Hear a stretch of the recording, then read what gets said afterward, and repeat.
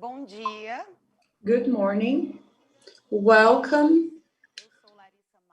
My name is Larissa Mauro, and it's a satisfaction to be here as the presenter of the International Seminar, Mediatic Education and the Fight Against Disinformation, the Role of Art.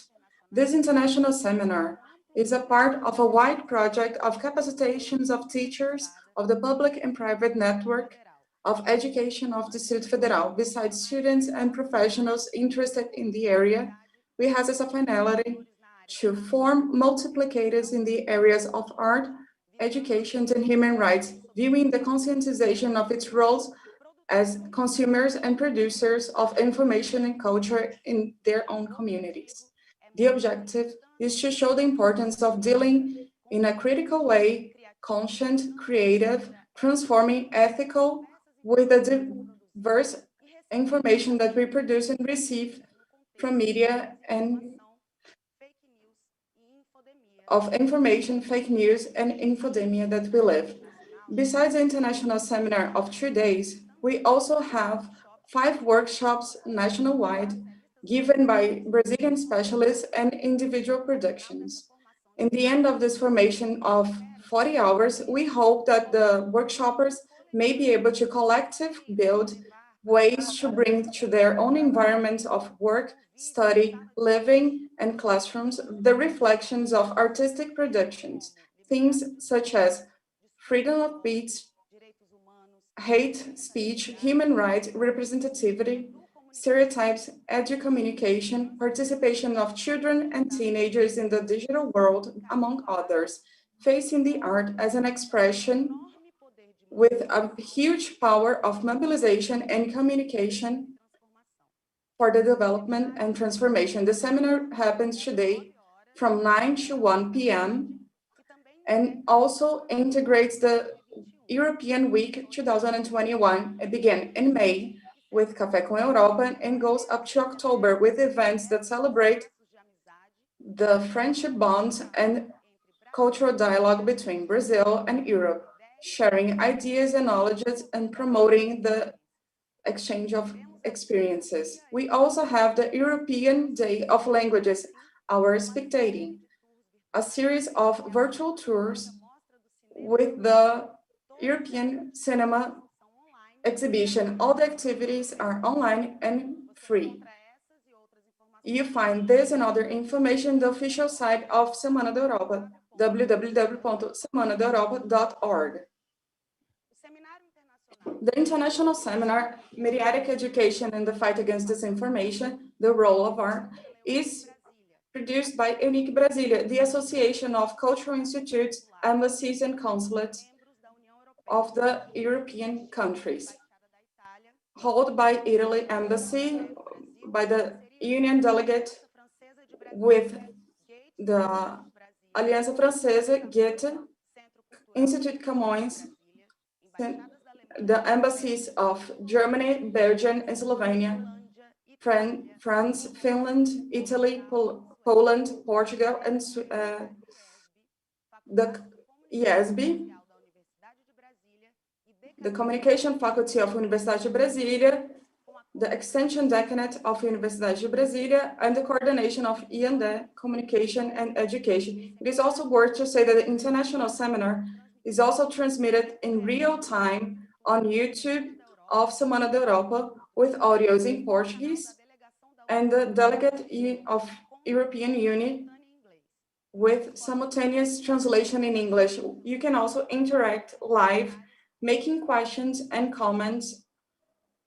Let's go together. It's also important to say we are live with members from different countries. Even there may be some technical issues.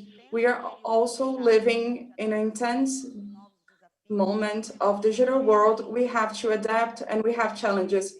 We are sure that you may understand. Thank you very much. We also suggest that you share our activities in your social medias using the hashtag #SAIL2021, so other people can also enjoy the moment. Okay, now let's go to the programming. We have 2 days of lectures with Brazilian and European specialists of alphabetization in media and information. We also have two debates. The first one, we have Minna Hammerman from the Finnish National Agency for Education and Manuel Pinto from University of Minho from Portugal. Following, you have the second table with Frederick von Gross from JMK and Fidel Bartholdi from Mirfali, both from Germany, and Ziga Tuk from the University of Ljubljana from Slovenia. But before the conferences, we have the satisfaction to receive the invitation of the opening table of the international seminar, the Mediatic Education and the Fight Against Disinformation, the Role of Art.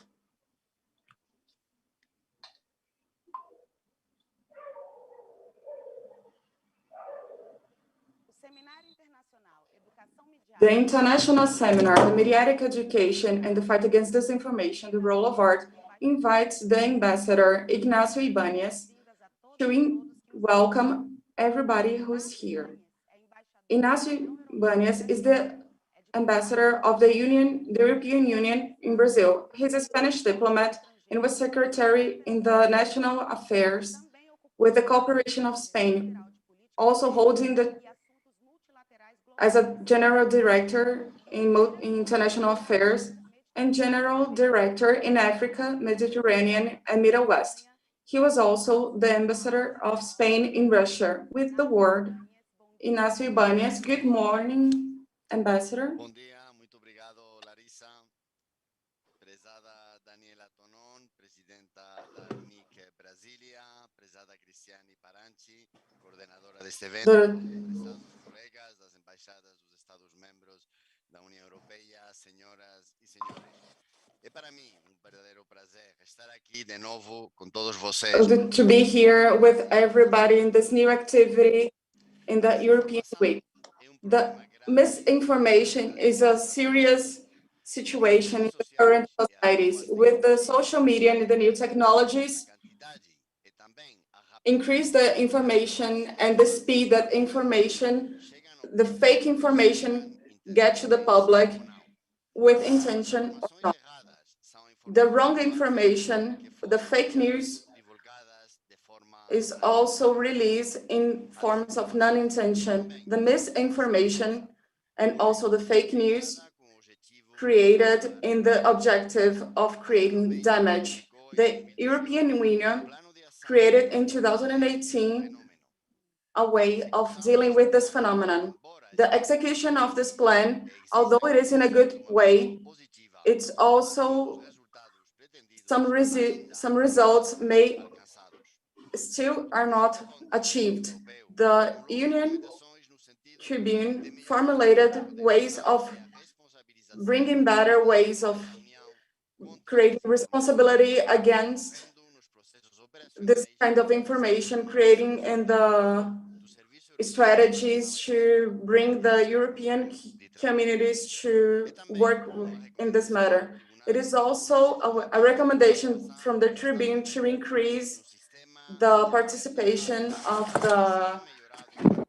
alerting the system of following this kind of situation. So we have responsibility from the platforms in line. It's also important that we have a strategy from the Union to responsibilize the Union, so we can create ways that the recently created European Observatory of the Media Ways can accomplish their own investigations from universities and other parts that can contribute against the misinformation. The pandemic of COVID-19, we know that we need double efforts to defend Europe and their own states, as well as the institutions of the Union between the threats of this kind of information. We also have to defend our societies and increasing our resilience and reinforcing the instruments that we have in levels of the union and the states. The mediatic education is actually the alphabetization that we have towards media, learning how to receive, share, and have this knowledge. The mediatic information, it is the way to fight against fake news, but it's also a way that is a long way that we only have results in medium and long. We need a strategy of mediatic education as well as the fragmentation of the policies, the reinforcement of ways that people can have this kind of strategy so we can understand and interact with them. We are sure that the fight against disinformation is one of the main concerns of Europe because we have many actions and plans of orientation. The conduct code against misinformation and the action plan against misinformation are examples. In December of 2020, we published the plan of action of European action with measures of fighting against this kind of misinformation. We have published the conduct code against disinformation. And by the end of 2021, we will publish a reinforced conduct code trying to see transparent policies. Forming this project, including the international seminar, introducing Palestrants, we have a very good opportunity to know which tools and how we can use them so we can fight against disinformation.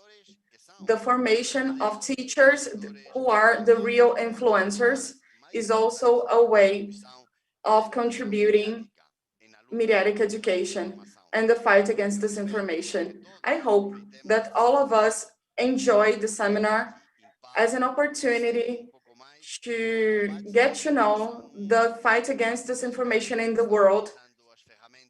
And some experts are already using the mediatic activities so we can enjoy which is already being done in this fight that is only beginning. Thank you very much. Good seminar. Back to you, Larissa. Thank you very much. We thank you very much for your words of the ambassador, Inácio Ibanez. Now, Daniela Tonon, we also welcome. Graduate in International Relations in Johns Hopkins University and the University of Trieste, she began the diplomatic career in 2001.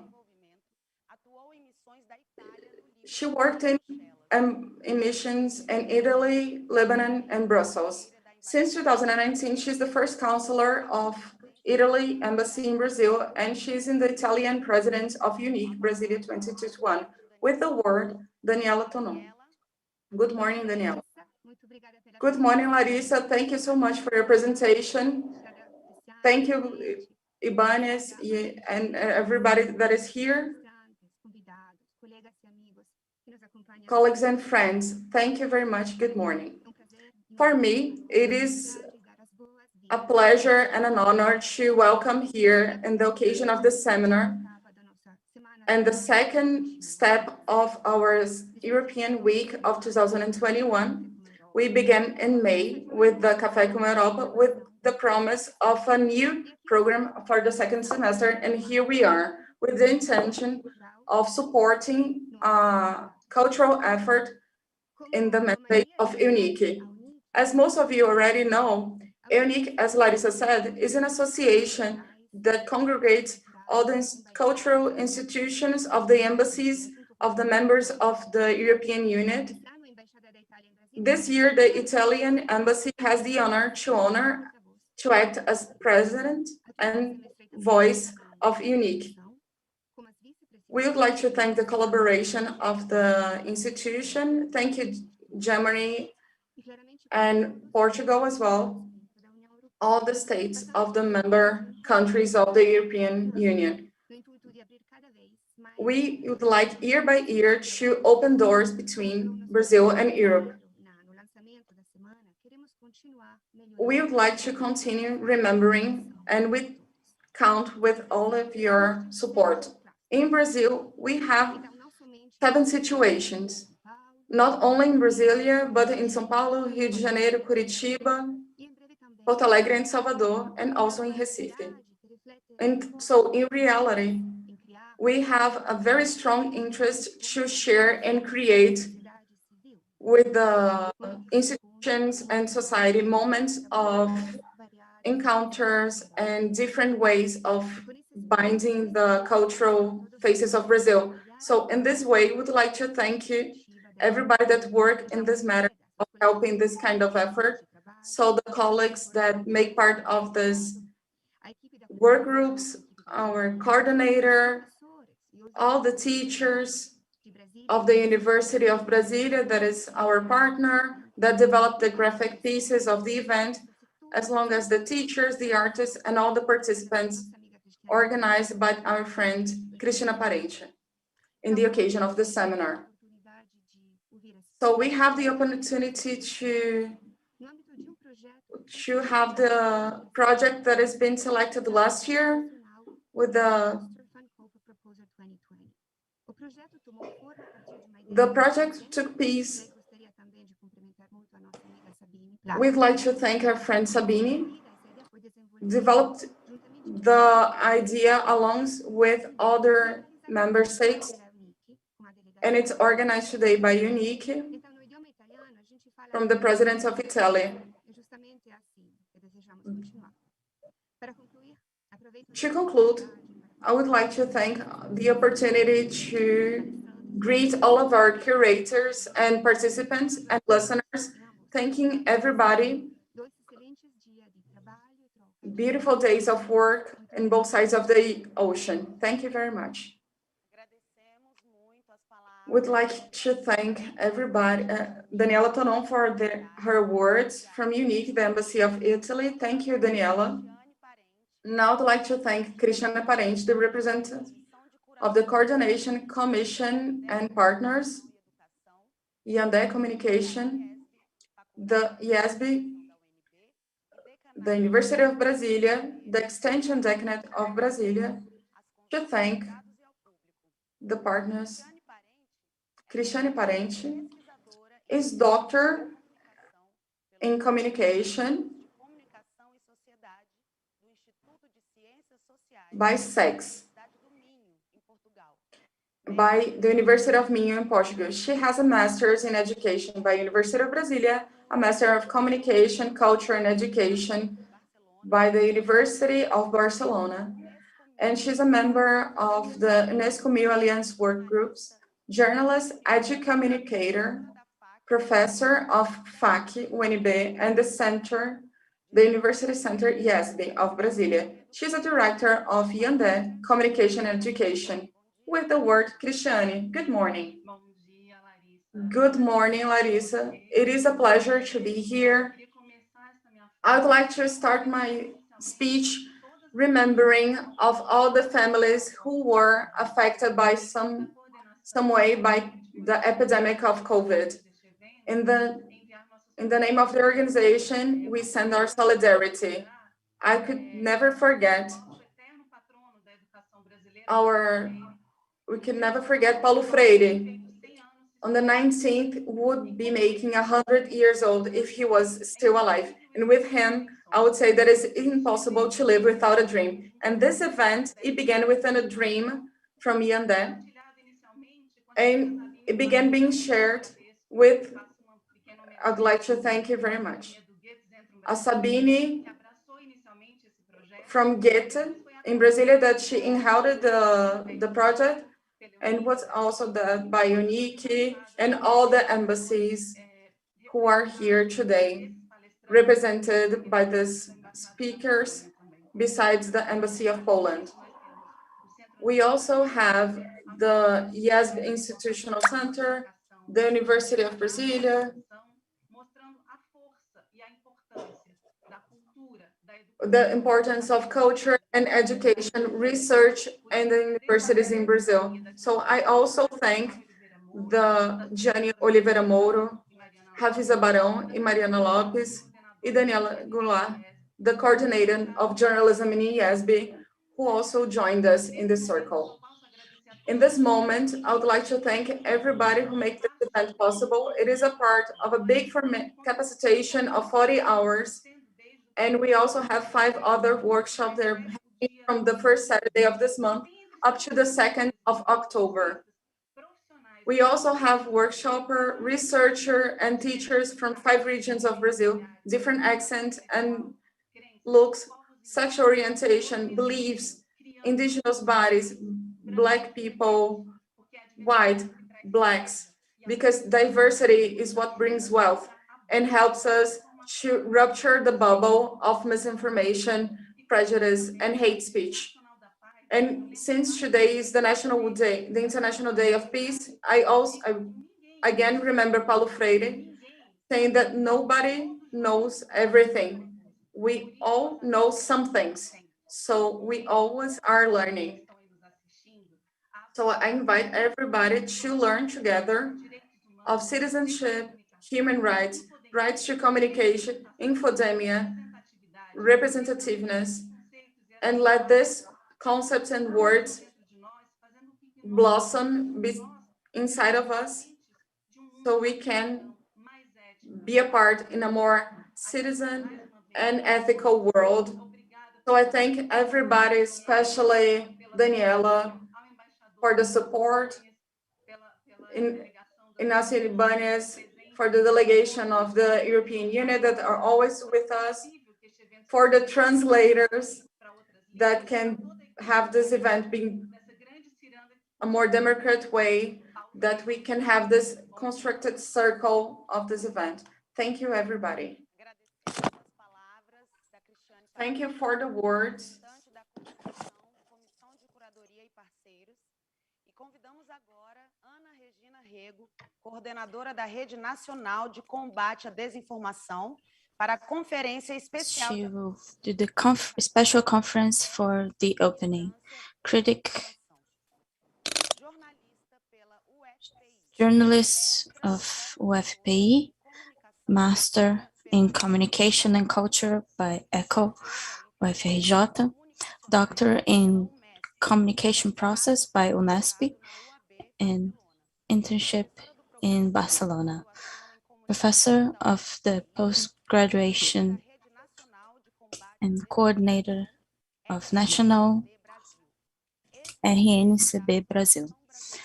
Former President of Brazilian Association of Researchers of Media History and former President of Brazilian Federation of Scientific and Academic Communication, Sociocom. Good morning, Ana Regina. You have the word. Good morning, Larissa. Good morning, everyone. I will start by congratulating the event and thanking the invitation to be here in this democratic environment, exchanging knowledge and learning. I'd like to hug all in the person of Ignacio Ibanez, President of Unique Brasilia, Daniela Tolon, Cristiane Parente from André Institute, friends Diane from UNB, and Vanessa.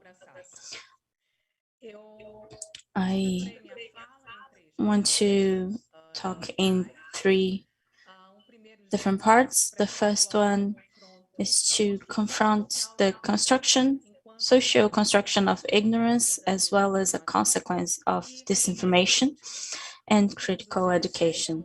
Second movement is inside the phenomenon of disinformation. And the last one is an invitation for hope. And we show a little of our network for all of you. So I'll start following by Cristiane Parente about critical education versus ignorance. And I also invite Paulo Freire not only to about his centenary, but not only to be a patron of education in Brazil, but also to have him in person with us with the strength of his words that are still so current in this world where the ecosystem of disinformation brings us to chaos and political misunderstanding. I'd like to hear him and quoting Paulo Freire. We were convinced, and we are, that the contribution to be brought by Brazilian educator to their society, next to the economists, the sociologists, as well as all the specialists,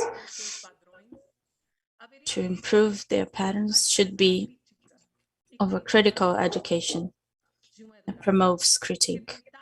An education that would try to bring naiveness to critic. That's the only way that we could amplify our capacity for the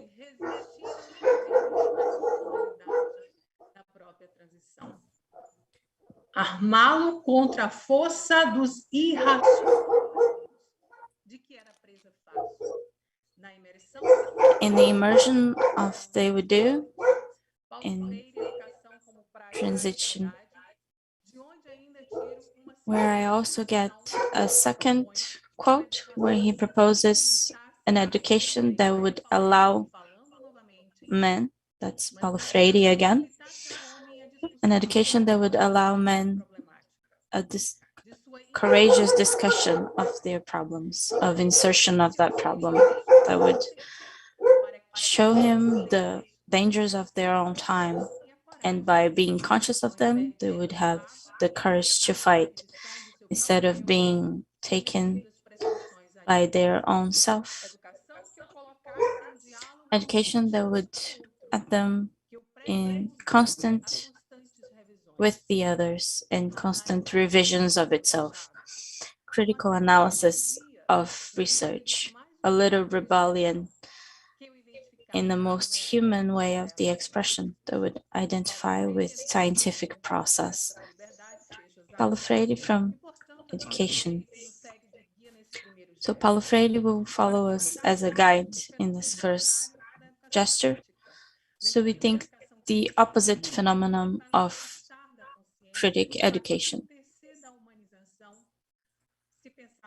If we think of his own words in a different book, but this phenomenon is what consolidates in receptive and of disinformation, which complexity is beyond academic structures and in networks and narratives that are strategically thought to potential audiences.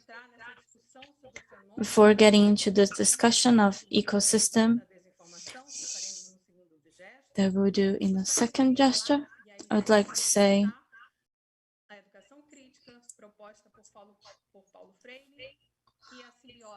and symbiosis of ignorance as an intrinsic part of the context of disinformation. I would remind, as Peter Burke has said recently, that right now writes the social history of ignorance. Ignorance has been studied a lot by sociologists, from ignorance ignoring the inconscience of paradox of ignorance, certainty and uncertainty, and beyond the dichotomy of ignorance and imposition of privacy, knowing and not knowing impose in some situations, knowing and not wanting to know. So in any way, thinking as Peter Burke, there's a lot of importance in detecting, knowing who keeps who in ignorance and why. Understanding beyond that the architecture of strategy to allow to keep someone in ignorance. So the ways of inserting the fight and the fear of awakening to a liberating process of education are of maximum importance. We work today with two different propositions of ignorance. First,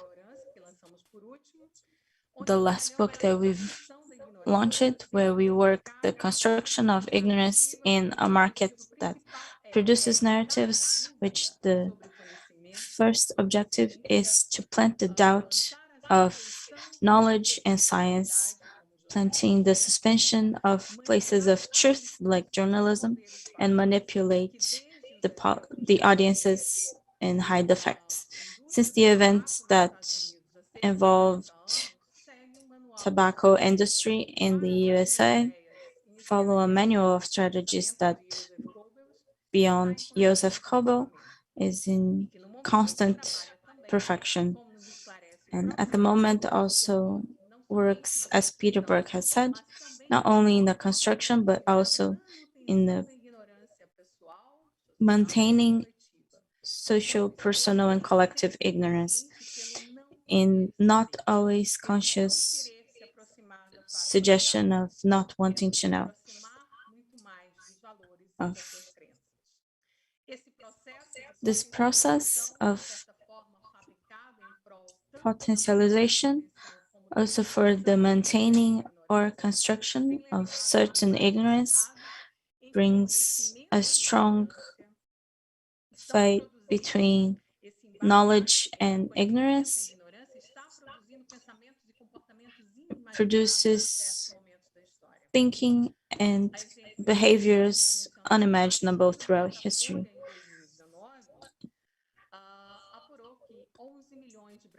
11 million Brazilian, or around 7% of Brazilians, believe that the earth is flat. Another researcher says the world is more complex by the minute and people don't realize how ignorant they really are. People who don't know much of science, geopolitics, climate change, they start giving opinion and become formative in the opinions in big channels. People rarely look at their ignorance because they close in an echo chamber of friends and news that confirm itself, making their beliefs being constantly reiterated and rarely challenged. The root of potence of the phenomenon, which is multiple and involves dimensions that we can't look now, also finds itself in the exploring of ignorance and denying the audience of a critical education, negating society of a critic and freedom education. So to conclude this first gesture, it's important to also consider the relationship between men and time as experience and history. I'm thinking of a third historian, François Thois, and the symmetry between the space of experience in the past and the horizon of expectations between past and future, this distance, this unknowing of the past, the biggest it is, the biggest we open a space for not knowing itself, not knowing and installing ignorance. I'll finish this first moment and going into a second so we can look at disinformation. We hardly have time to look at all its angles, but this phenomenon conforms in an ecosystem of connecting the more profitable market and architecture of big techs, as well as volunteer social participation that practices a production of disinformation of the narratives of disinformation in the market, also the receptive devices of disinformation. In Brazil, it has a big, it's incentive by religious channels, by messages, applications, and social media. Also coming from tension between regimes of truth, of evidence confronting with experience, values, and beliefs, as well in Brazil, where science and medicine that practice are in direct confrontation, promoting a big amount of disinformation that proliferates and brings doubt in people's minds.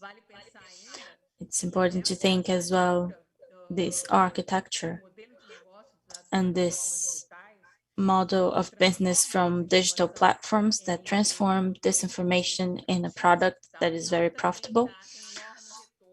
Also gives enormous revenue to the platforms, but we don't have time to go into this debate at the moment. But it's true that disinformation, as exploring the lie, composing narratives that manipulate, it's not new. It has followed the technologies and involving these technologies in science and communication. It's important to note that the way we look at the phenomenon of information and its supposed disinformation is not only of concepts vinculated specific narratives, but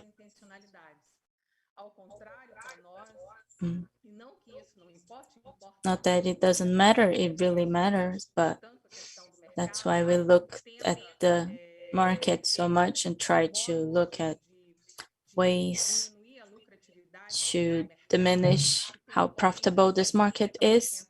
It has a potency of 70% higher than journalistic information. But for us, the phenomenon of disinformation establishes when society receives or refutes critically the disinformation narrative. From this relationship it has with its past, from the process of critical education. So for us, or for me personally, beyond the importance of intentional construction is the understanding of collective and individual that conform this phenomenon and where it is necessary a process of, and I believe that media literacy is the greatest weapon. And in this way, that education in one way and ignorance in the other, in constant confront, they matter, and they are decisive in understanding or refuting of disinformation. For us, disinformation only exists because society needs information as a basic element where a number of narratives try and orient populations of the life in society. So the essence of disinformation that we try to unveil through interpretation of its multiple dimensions is intrinsically connected to the essence of information and its dimensions, as well as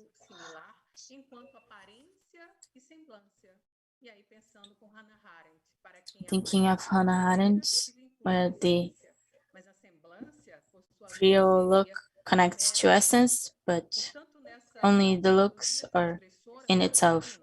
So this transgression of the phenomenon, we can unveil the potence of the original phenomenon, information, to manipulate So disinformation is a philosophical transgression, a display of this phenomenon that will look at the appearance of the first, but it hides itself in its false essence. And que permeiam conhecimento, informação e desinformação. Motivo pelo qual it's the reason why the information market, where it is installed the market of disinformation,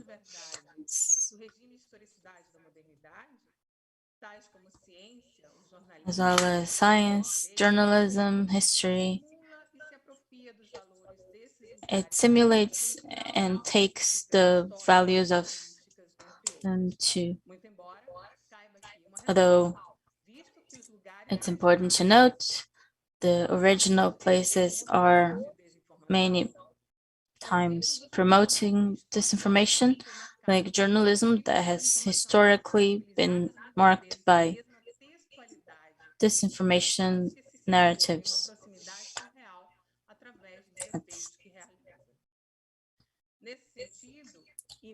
In a sense, in the context of COVID pandemic, there's 900% of disinformation narratives in the United Kingdom in the first months of the pandemic. The construction and reception of these narratives is, we note a great number of research that try to conceptualize disinformation as a structural context about the intentionality of the market or society. That's how it defined the disorder triad of concepts. Now, first is following the narrative that even though they disinform, they don't have that intention from the moment of its construction. The second, the narrative with the objective of disinformation, the fake news, that are theoretically easier to unveil. Also, the narratives with a potential of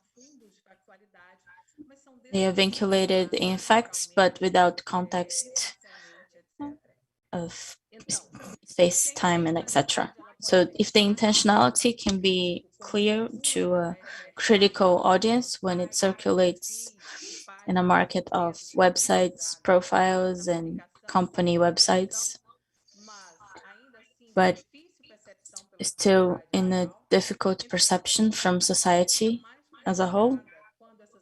The issue is more complicated when these narratives morph as a hybrid notion where fake online mixed with questions that are disconnected temporarily, giving a hybrid context when it comes to a general audience through a doctor or a religious profile.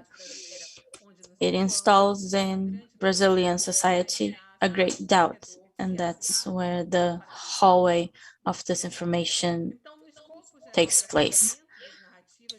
Understanding the narratives from society that is in question, this phenomenon takes place, and many times the original intention is not what defines effectively the size of the importance this narrative will have facing society. What really matters at this point is a choice not always conscious of keeping in ignorance or a refutal coming from a process of critical education. This moment is clear, the scale, this duality. From that way, the look that we take from information and disinformation and denial as the objective is to open the debate to process of numa perspectiva Foucaultiana, disputes of power in a a Foucault, construção desses discursos que se dão por verdadeiros e por redes and from multidimensionais networks of externas, multidimensional onde o poder network censura e pode ser external of exercido na the phenomenon, subjetividade where social. this power can Essa be visada aqui displayed in para dar uma olhada sobre o fenômeno da this desinformação não approach we anuncia take mais, to look at tampouco disinformation. It doesn't comporta nem abarca tudo. Mas esse look olhar at para a everything, but desinformação, this ele é look consciente de que é preciso is explorar conscious that outras variáveis dessa it's forma, necessary to tais como a explore disciplina other política, variable of the a phenomenon as vigilância das plataformas capitalism of online, a vigilance, sociologia, digital os textos platform investigados nesse psychology, processo, a visualidade where are used in this contextualizadora process, da the história, dentre outros belief, que history, examinam por fundo and in others that esse fenômeno. conform E this aqui, phenomenon. no terceiro e último Now I go slide, to the third para gesture passar para a nossa rede nacional de combate à to give desinformação, through our mas network, antes de but apresentar essa before fala rapidamente a vocês, that, eu trago ainda I algumas bring palavras do Paulo Freire, some words from Paulo Freire, convidando para esperançar. E aí, inviting antes, hope. depois de passar por So educação after como prática going para through education as a garantia desse practice equilíbrio, to eu trago liberty, a pedagogia da esperança. I Nas bring palavras dele, hope aspas, pedagogy. And prática in his educativa da words, I quote, opção progressiva jamais deixará de ser uma will aventura never reveladora, stop uma being experiência de an unveiling descoberta adventure, da verdade. Não an quero dizer experience com of isso, porque unveiling the esperançar, eu truth. atribuo à minha esperança o poder de transformar a As being realidade. hopeful, I Assim bring convencido my da hope as necessidade transformation of da society. superação dos danos concretos materiais, afirmando que minha esperança basta. Minha esperança é My também hope necessária is para necessary, but it's not enough. ela só não ganha a In luta, itself, mas it does sem not ela, win the a fight, but luta without it, fraqueja e the desafia. fight Precisamos is dessa era lost. crítica como We o need peixe the necessita da critical água da fonte. heritage as Pensar com the esperança fish needs transforma o unpolluted mundo water. todo e atuar Thinking sozinho the salva hope vidas. transforms the world in itself, Modestamente, and going through this basta a naivety esperança. is a great way to Perspectiva no futuro. fall to hope. Mas prescindir da esperança But na luta para melhorar o mundo remove the sem hope from the fight comprometer as if the e fight atos calculados, could go through apenas calculated a acts only. cientificidade é frívola e Only parcial. Prescindir da scientific truth is esperança que illusion. se funda também na verdade, Remove hope como na that also verdade comes to ética da truth luta, é and negar a ela ethical um de quality seus of the suportes fight fundamentais. is denying O it one of essencial, its como diz foundations. Paulo Freire, é que The ela, essential, as I como say, verdade ontológica, is precisa de ancorar-se na prática. needs to be Enquanto anchored in essa verdade practice. ontológica, a esperança precisa da Need prática hope para needs alcançar practice concretude histórica. to E é become por isso que historical. não há esperança na pura espera. Nem That's why there tampouco is no hope esperança in the prospera waiting. na espera pura, que assim vira espera vã. No. E It agora eu vou becomes projetar vain. rapidamente aqui a rede, convidando todos a esperançar conosco. So I invite everyone to be hopeful with us. Essa é a nossa rede nacional de This is our combate à network, desinformação. national network to fight disinformation. We created it 1 year ago with 33 partners. Now we are more than 120. In this network, we have 80 projects vinculated to universities. We have projects that look at artificial intelligence, agencies, networks that form different networks of journalism, scientific, looking at COVID, law, education, women, and gender, fact-checking, agencies of news, projects of communication, social projects, many projects of scientific information, labs, research groups, many research groups, collectives and institutions from communication and education, museums, magazines, universities, etc. In the platform, everyone can go in through all of the channels of each one of our partners. And our special invitation is that everyone can come and be hopeful with us. Namaste. Thank you very much. Paulo Freire is alive.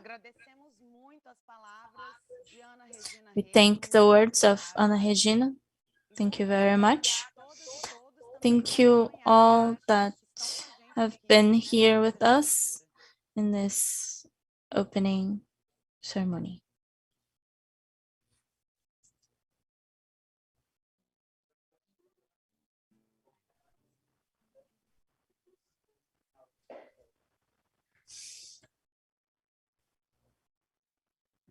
O Seminário Internacional The International Seminary in Fight Against Disinformation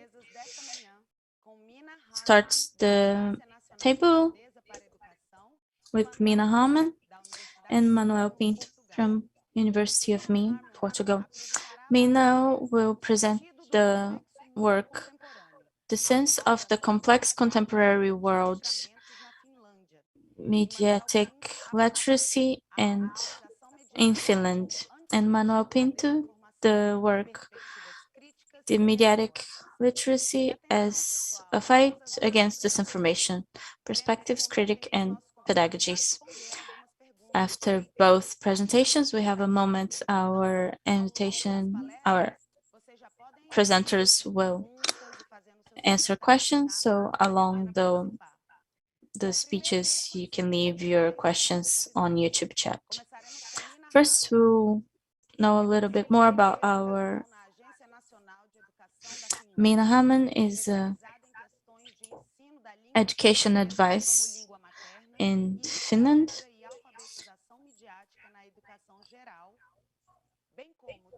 as well as theater and literary arts in the field of basic education. Mina Harman studied literature and pedagogy. She worked for 16 years in basic education, and she served for 4 years as a president of Federation of Finland Language. She wrote books about in a group of professors and academics. Welcome, Mina. You have the word. Thank you so much for joining us today. I'll let you take from here. Okay. Good morning to you too. And just take a moment. I have my presentation here. Is it okay now? You can see the presentation. Yes, perfect. Okay. So good morning and hello to you all. Thank you very much for inviting the Finnish National Agency for Education and me to speak in this seminar. My name is Minna Harman and I'm working as a counselor of education in Finnish National Agency for Education, which is a development agency for early childhood education and care and to lifelong learning and all in that between. The core tasks of our agency is to develop core curricula and to support education in many ways by giving grants, for example. And my personal background is that I have been a teacher in Finnish language A teacher. As you may know, we in Finland are very popular in PISA surveys and literacy surveys, and the good results in PISA surveys we are very proud still. But still we are also very worried, and we recognize very many marks that are connection to this severe situation in the world and the need for literacy in very broad way. But we still think that the link between basic literacy and media literacy is very, very important. And also to support this basic literacy is very profound. But still, in the same time, as we have been good in reading proficiency, our children and young people are very satisfied with their lives. So the state of the society is very, very important in this case. But also this coronavirus time has now been very, very bad also for Finland. And we can see that young people are more lonely and they are feeling more bad this time when we have new surveys going on. So this well-being of human being is the obvious cornerstone also in case of literacy and learning. So we think that with the increasing use of internet and social media, there is still need for basic literacy, and the need of widening the concept of literacy is strong. The ability to read and examine critically text around us is every day more and more important. Today, I will focus on 3 themes. First, I'm going to speak about the role of media literacy in Finnish education.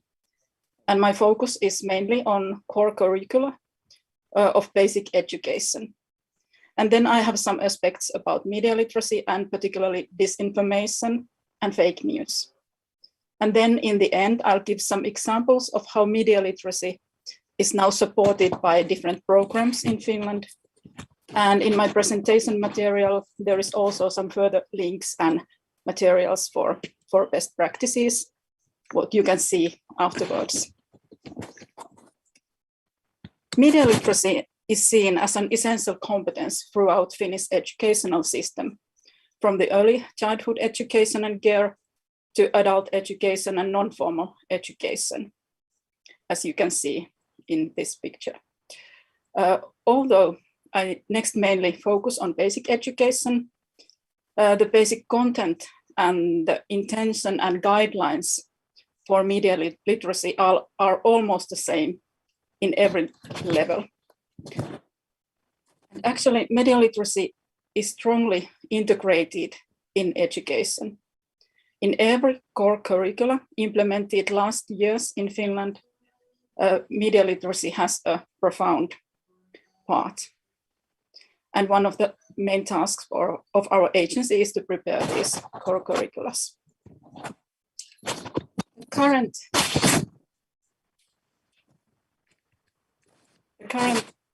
curriculum, what we have published in 2014, and it has been implemented since 2016. There are some features in our curriculum thinking that are supporting media literacy very profoundly. For example, enhancing student participation, learning outside the classroom, also this non-formal learning, use of ICT, and multidisciplinary learning modules. That means when we are combining different subjects in projects, and you should have these kind of projects at least once a year in our basic education. And then first time we introduced these transversal competencies in this curriculum. And these transversal competencies are combined in the objectives of teaching in all subjects.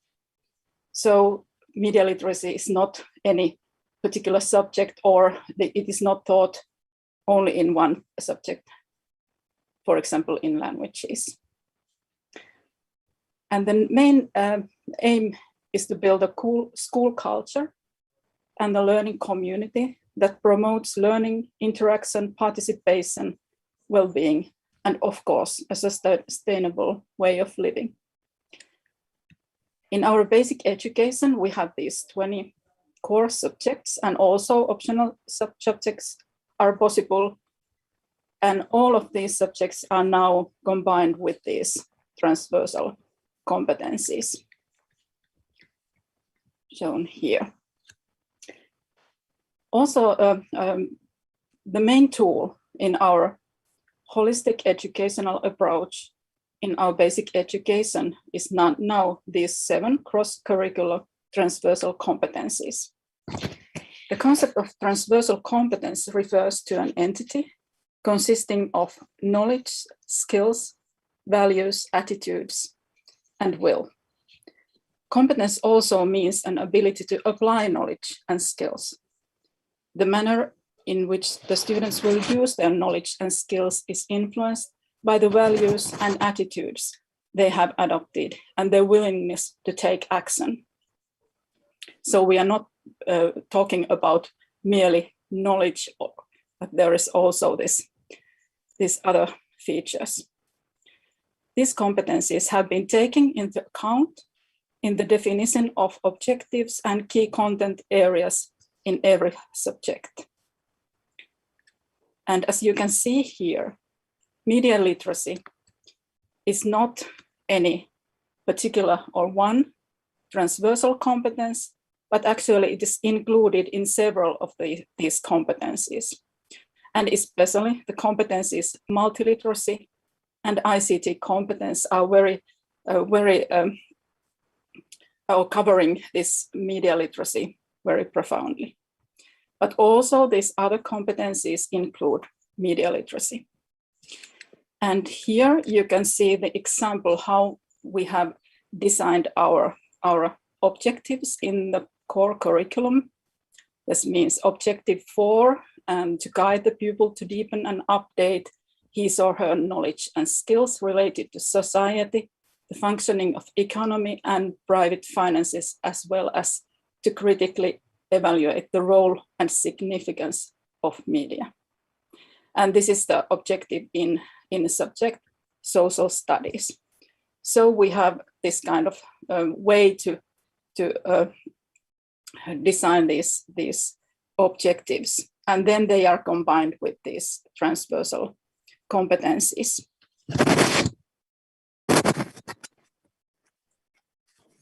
Talking a little bit about this concept of multiliteracy, which is very profoundly connected with the media literacy. This concept is used a bit differently in many international environments, so I'll open it a bit. Usually, and in many cases, it is connected with some pedagogical approaches, and it is, but in our curriculum now it's also this competence. And this competence, it's based on broad text concept. Text means here information produced by different kind of symbolic systems like verbal, visual, auditive systems, and their combinations. For example, we have books and articles, but also pictures and films and podcast, for example. They all constitute different kind of texts. The important thing in that multiliteracy thinking is that it's not only needed for interpreting or taking texts or reading text or understanding text, but also it's connected with producing and valuing text, and that makes it very deeply connected to media literacy and the things what are taught in this seminar. The focus is then to promote students' capacity to read and interpret the multicultural and diverse world around them, and to influence by producing text themselves. The aim is to improve critical and cultural reading skills. Multiliteracy is developed through studies in all school subjects, not only in like language A or language subjects. And with the help of different specific languages, what every subject uses, and the different modes of presentation. And we usually speak about these subject-specific languages.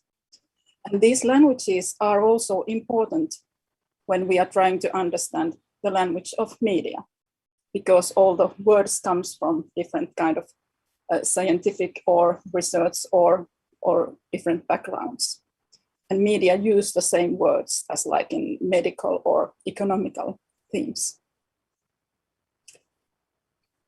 Here I have some examples of multiliteracy as a pedagogical approach and what does it bring to the teaching, and maybe different approaches or different kind of thinking what the teaching is really.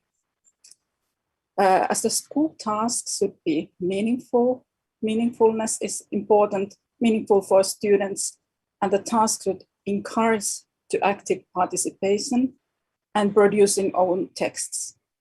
For example, the phone can be used, you can take pictures like you're using phone as a pen.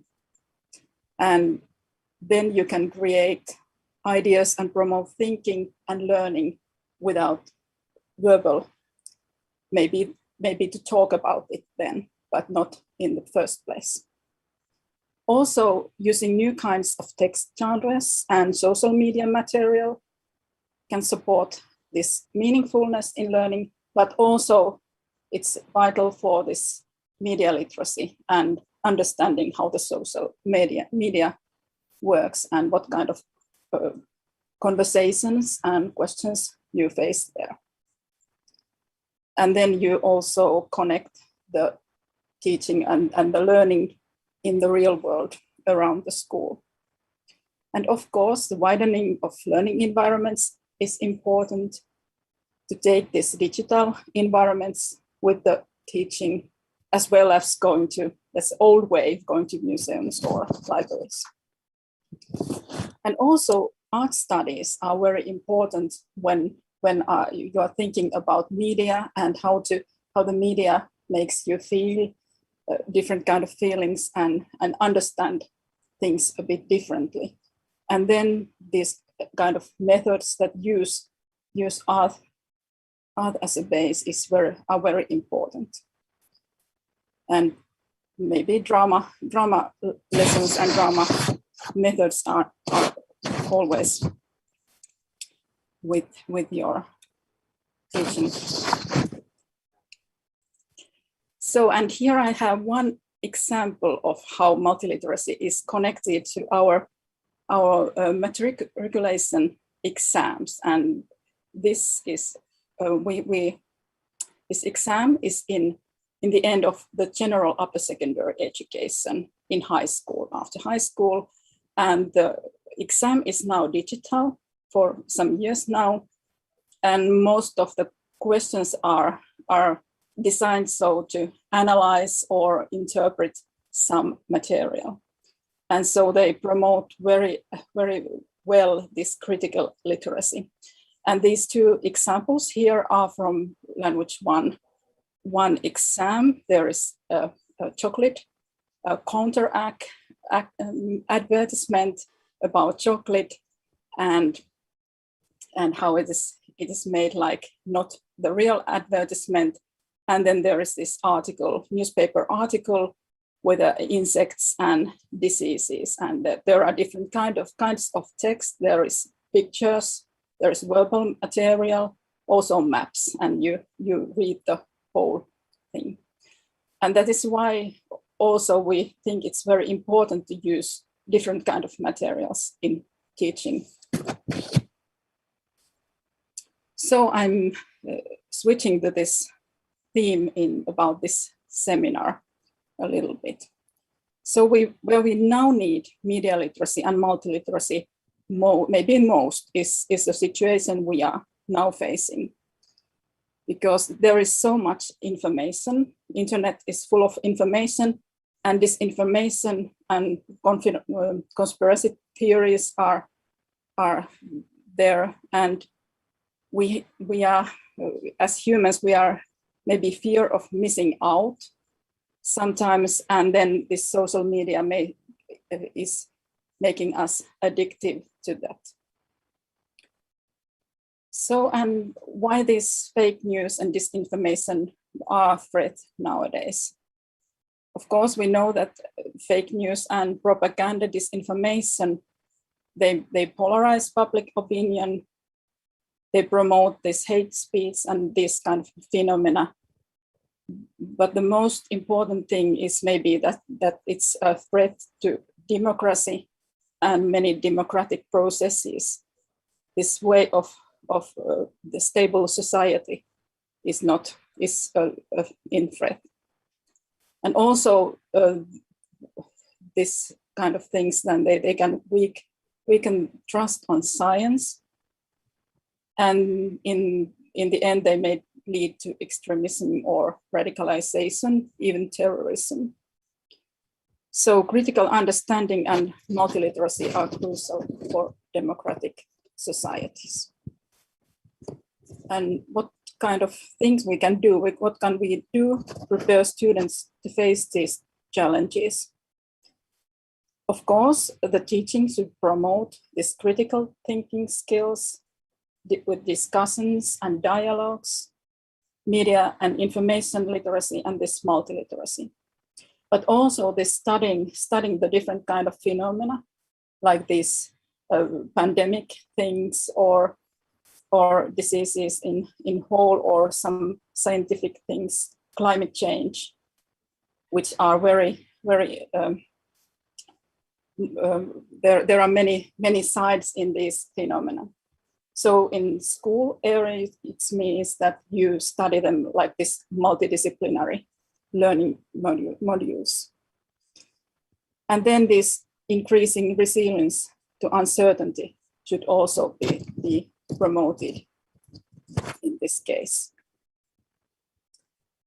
So here are some questions. Maybe it's some typical questions you can make to any information or text you have when you have to value the text or analyze the text.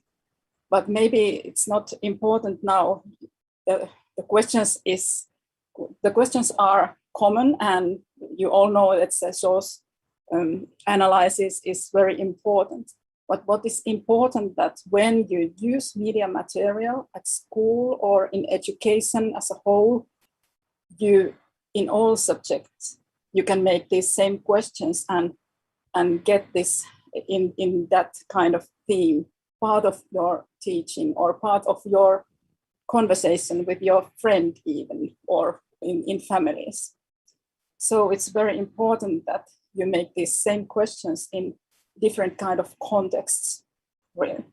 And here is a link to some material, and I chose the material because it's in English and in many languages actually, from this e-twinning schools which are supported by European Union. But these questions are always in the core of this evaluating different kind of text. And now I'm going to these programs we are having now to support media literacy in Finland nowadays. And most of them are little projects, but these two are connected to our agency, the National Agency of Education. And also this the new literacy program is cooperation with 3 parts, also ministry and National Audiovisual Institute is there in cooperation. But this literacy movement has been now for some years in our agency, and it's challenging everyone to take and support literacy in many other occasions too, like not only in education, but also in hobbies and in homes, and from young people to old people in everyday life too. And it's using this multiliteracy as a key concept. And now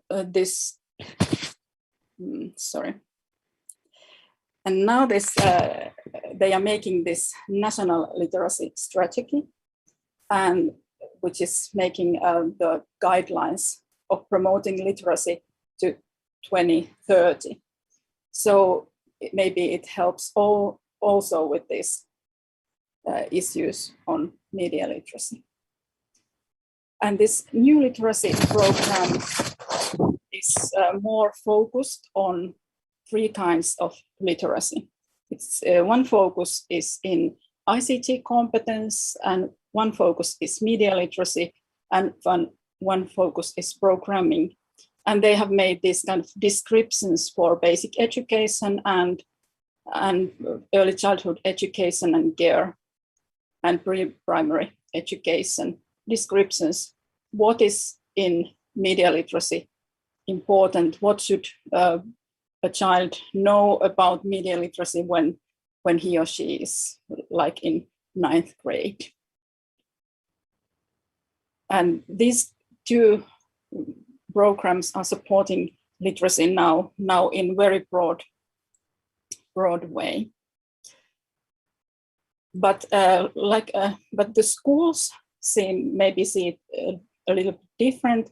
Media education in Finland is cooperation in all education level. We have this core curricular subjects and transfers of competencies, but then we have also this annual theme weeks like Media Literacy Week, and there is a little bit English material. That's why there is this link. And also we have News Week, Magazine Week. So they make them more well known, and they make material for schools in for these weeks. We also have this school cinema system, and it makes material for schools how to use films in teaching and learning. And then we have in general upper secondary school, we have this kind of diploma for media studies. And also this policy paper of National Media Education Policy has been published for some years ago. Then I have one example of a very large project, 6-year project and there is cooperation for several universities, and they have made this. It's only in the beginning now, but they are making research, and then they are trying different kind of methods to apply at schools. So they are investigating students' critical reading skills and factors supporting them, and they are developing this kind of competence ladders for critical online reading. And the aim is to support teachers' work and student skill development across every educational levels. So, and they are also developing and testing research-based and engaging teaching methods that support students' development of critical reading skills. And also they are developing teacher education in this project. And here are some questions they have made in this project of this critical project. And maybe I hope they have also this English material later on, so you can also, maybe in Twitter they are very active to promote this project. The title of my presentation gives the answer to the question why we need to consider the media literacy in education very seriously. Because we all have to make sense of the complex contemporary world around us, and because education policies, national and local curricula, and then educators in different school levels have a significant role on the way the media literacy is taught and learned during the formal education. We all have to do our best here for the better future. So thank you. Now I didn't see the clock. Yeah. So maybe you have some questions afterwards. I'm here for that too. Thank you so much, Mina. Yes, we're gonna have a few questions later for you, so please stay with us. Muito obrigada, agradecemos muito a apresentação da Mina. Thank you very much, Mina.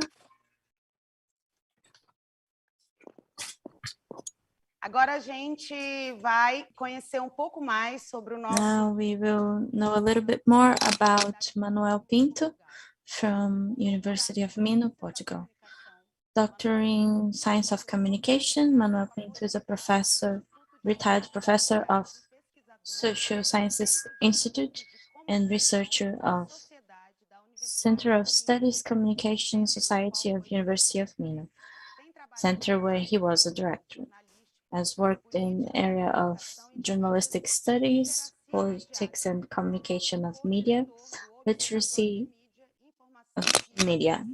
He's co-director of Media Observatory. He was a journalist and editor of News Journal, working as a volunteer in a digital journal, sevenmargins.com. Good morning, Manuel. You have the word. Welcome.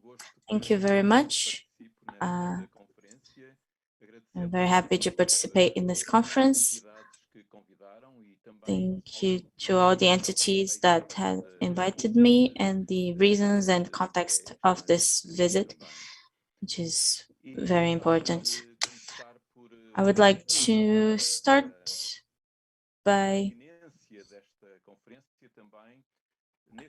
signaling how important is this conference, as we are all in different societies in a fight against a pandemic that is at the same time a mix of populism, fear and insecurity, a vital insecurity that are a fertile land for all kind of half-truths and lies. We live, in fact, in an ecosystem of media where proliferates in an exponential word conspiracy theories. In many countries, it's a big obstacle in the fight against the virus. In case of European Union, which is where I am, it's very well seen in official documentation, this other pandemic that follows the pandemic of COVID, the disinformation and fake news about COVID makes it very hard to distinguish the reality from the lies. In false context by digital robots that through automatic, they can be very harmful to everyone, even those that feel they are a little bit more defended. The strength of fake news lies in when they seem like they are truth and makes them more dangerous. This is what but this problem is far from being only an European one. That's why the campaign from World Health Organization from the beginning of the pandemic, alerting to this parallel pandemic known as infodemic. Its virus is from conspiracy theories, biological wars, chips disguised as vaccination, and much more. Unfortunately, our societies haven't been too well succeeded in finding a fight against that epidemic as we were in the vaccines, because we didn't put the same, and also because disinformation problems are in interest economic and strategic and political, very complex in itself. We are far from knowing ourselves and understanding what's in place in this epidemic, but also what deserves to be fought against. We don't understand And that's why a professor in Spain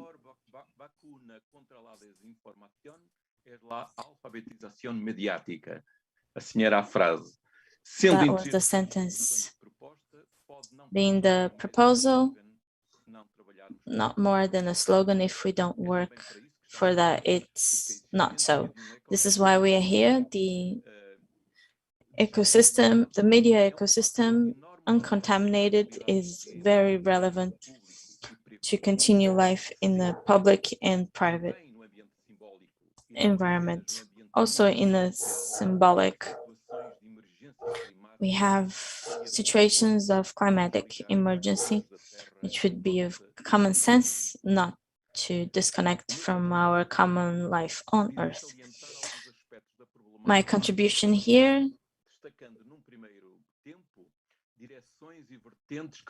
would be frequently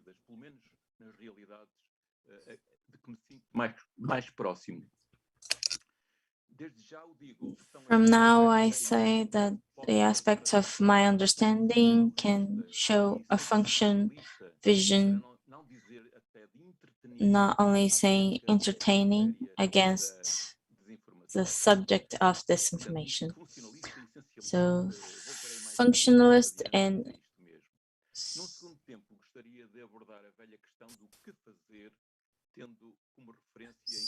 having as a reference a perspective, pedagogic perspective, and school context.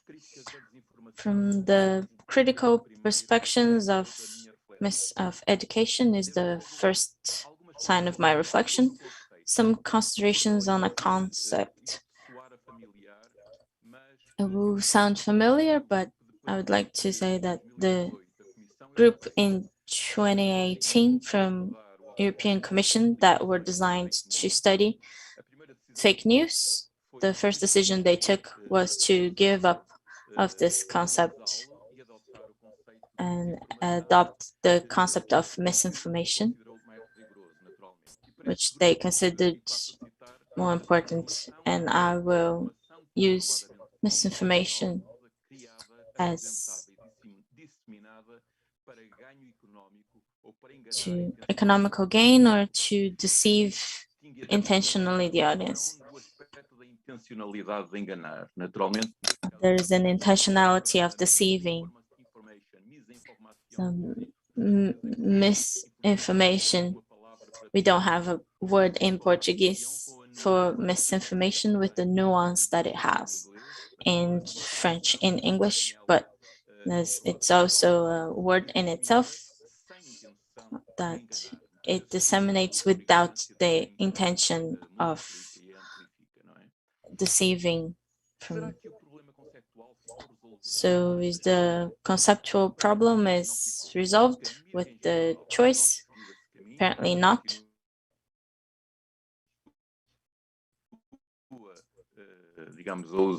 Continues,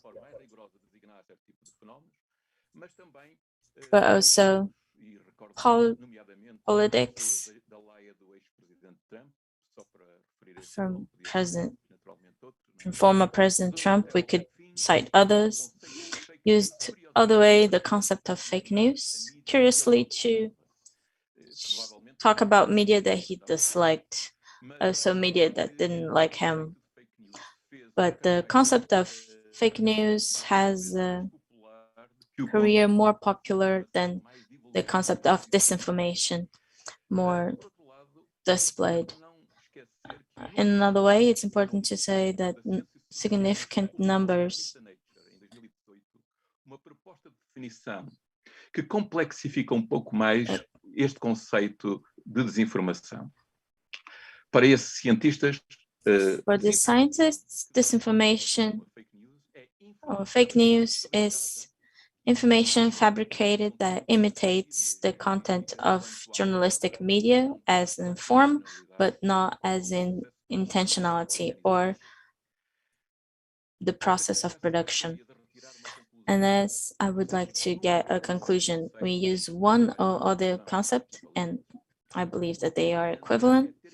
The important is understanding the multidimensionality of the problems can allow a caricature of the phenomenon,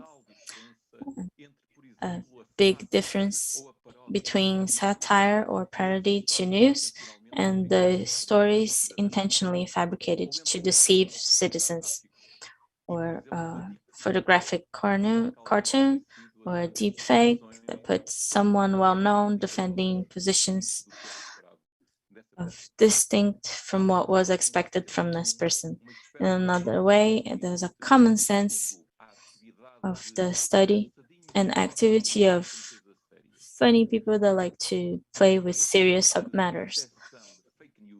And an issue of fake news, even in a school context, they don't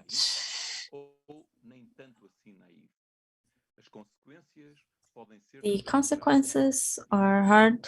It could be. That's what I will try to show in the following points. Point that I will talk now is about we need to pay more attention to what we could call the algorithm logic from the big social media, big multinational companies of telecommunications. Now, remember the Cambridge Analytica scandal from March 2018 that had already done quite big damage in the Trump campaign with traffic of many accounts on Facebook. The journalist Ken Hall also read the news and did what a journalist should do, investigated the consequences of this scandal in the company Facebook. After this one created for the first time a crew to look at the algorithms of the company. How does it work, the machine of Facebook on the inside? The results were published in Technology Review from MIT, and they are not well soothing. The recommendations from they were not so violent in the sense of provoking situations of physical damage and violence. The crew of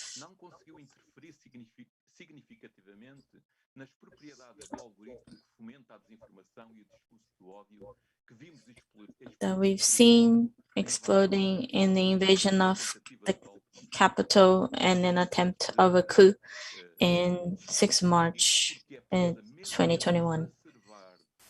That's why the polarization of opinions and disinformation. Why? Because these are the ingredients that induce the likes, the posts, the clicks that give profits to Facebook and other companies, which means the algorithm that describes is created to feed not only the usual, but the fans, fanatics, and followers, them and the waves of posts that are the chicken with the golden eggs from the company. I found people in the front line of the fight to change the logic and correct that believed the company could change, but they ended up giving up or being made to give up. She spoke to some of them. It can be situations, limit situations, but they are also situations that show a logic that is not accountable, that and it could be diluted in the surface of positive and initiated, but don't interfere with the core business of the companies. Another aspect is about the responsibility of states in promoting disinformation, including those that say that they fight against the fake news. That's what's scary. In 2017, I found a research group that made me stunned with my white hair. O suficiente dos governos Naive enough to believe the government were starting to move from the vertiginous wave of fake news is a politic problem and a big threat. And I find in the study that many of those states and governments were developing activities of disinformation from the beginning of the former decade. Espionage agencies, communication agencies, services of military intelligence were involved in activities that there was no registration of. This knowledge, even though now some political of taking as truth and the only truth from those that believe. The same Institute of Studies published a report, an annual report 2020 from January this year is revelatory from number of states that develop are more than 81. They are in a big, they are democracies that are consolidated, and the study shows the manipulation of social media by politics is in an industrial scale. That's the name of the report, Industrialized Disinformation. More and more millions are spent from governments and political parties, so the companies will influence specific segments of the users. They used human or robotic accounts or hacking or stealing of accounts that done by states.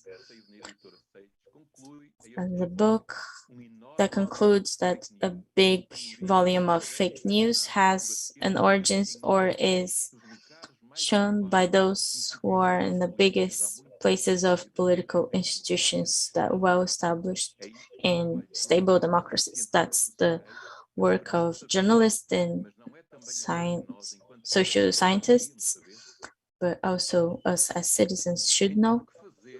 So what do we do? I'll go to my last part of my intervention. What can we do in educational context? I understand that this approach of themes, there are risks when we try and disrupt a reading of functionalist or essentialist. I look at what it is, disinformation as a discourse, as a content, without looking at what is in its environment per se, but also functionalist because it cares for the news that where do they come from, who produces them, etc. The first risk I can see is the risk of politicization or idealization of this analysis, trying to put a specific reading and not the problematic of distinct views, an open debate on these subjects. Another risk I can see is from cynicism and disbelief of the understanding of these concepts. Probably each one of you that can hear me are thinking of other risks that we could also talk about. I would like to talk relatively about this, what to do. First, the question who should act.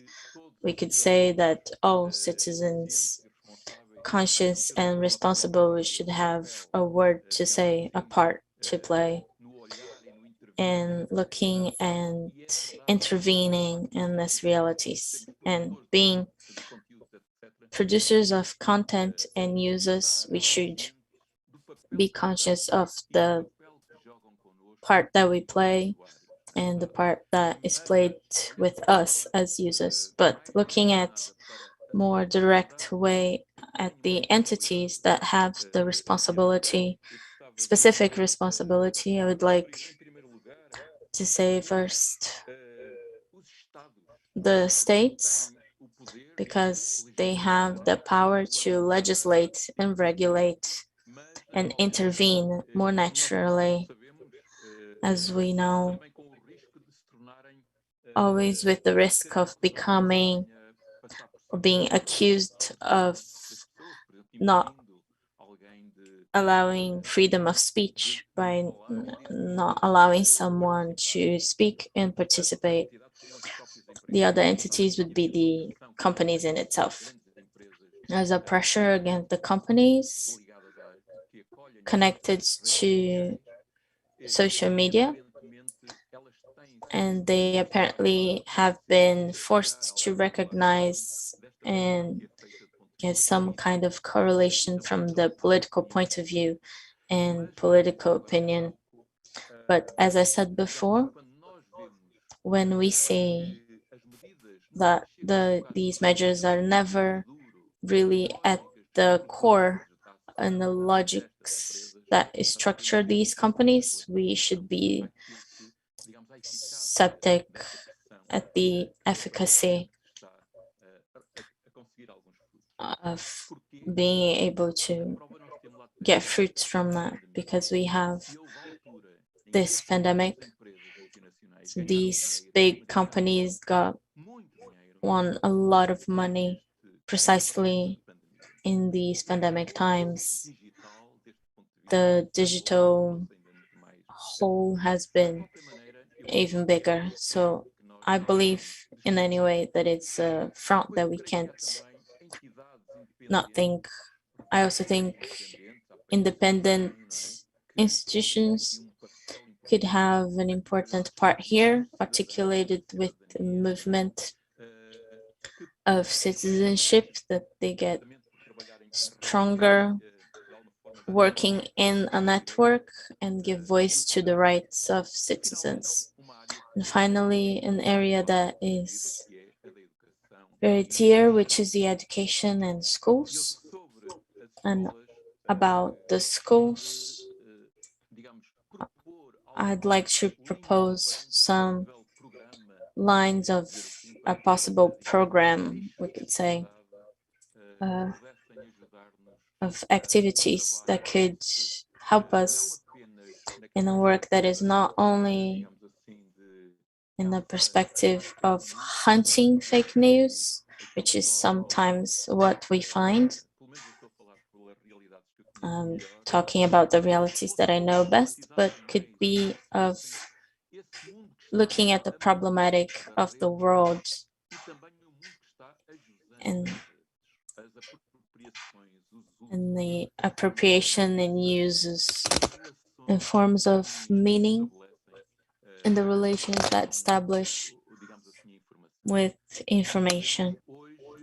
As we know, more social media tend to be the biggest font of information for many citizens in many countries. Is the most important in front of the classic journalist media. So what are the lines that I would like to propose to leave for consideration from your experiences? You have other points of view, but I place here my aspects. First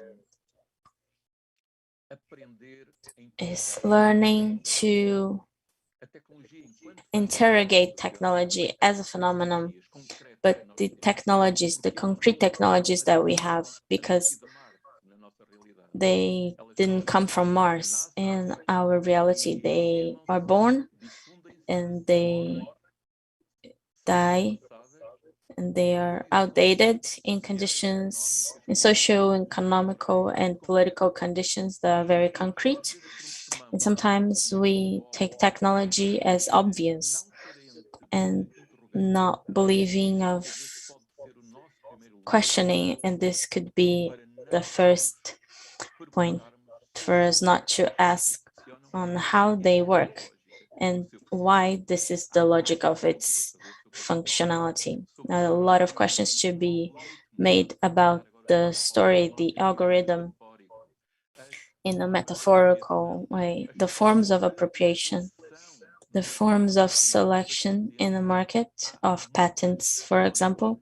There are many questions that are extremely important to understand the phenomenon that mark our existence and that so many times mark our private life, as we know.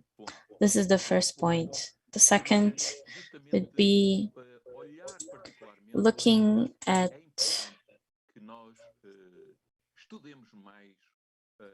we study more the logic of algorithms. It is a reality that is invisible, but it really determines the way of functioning and the way the users relate to it. I believe we can't run from studying and reflecting at the levels that our students are about these logics that come. The logic of the bots, artificial intelligence that is more used. Another aspect that I believe is fundamental is reflecting of new inequalities that come from digital. The pandemic, even in the developed societies, to display the discourse of the fact that everyone have access and everyone can. That's not true in any society, because inequalities come from a strength that is impressive. And I believe that we can't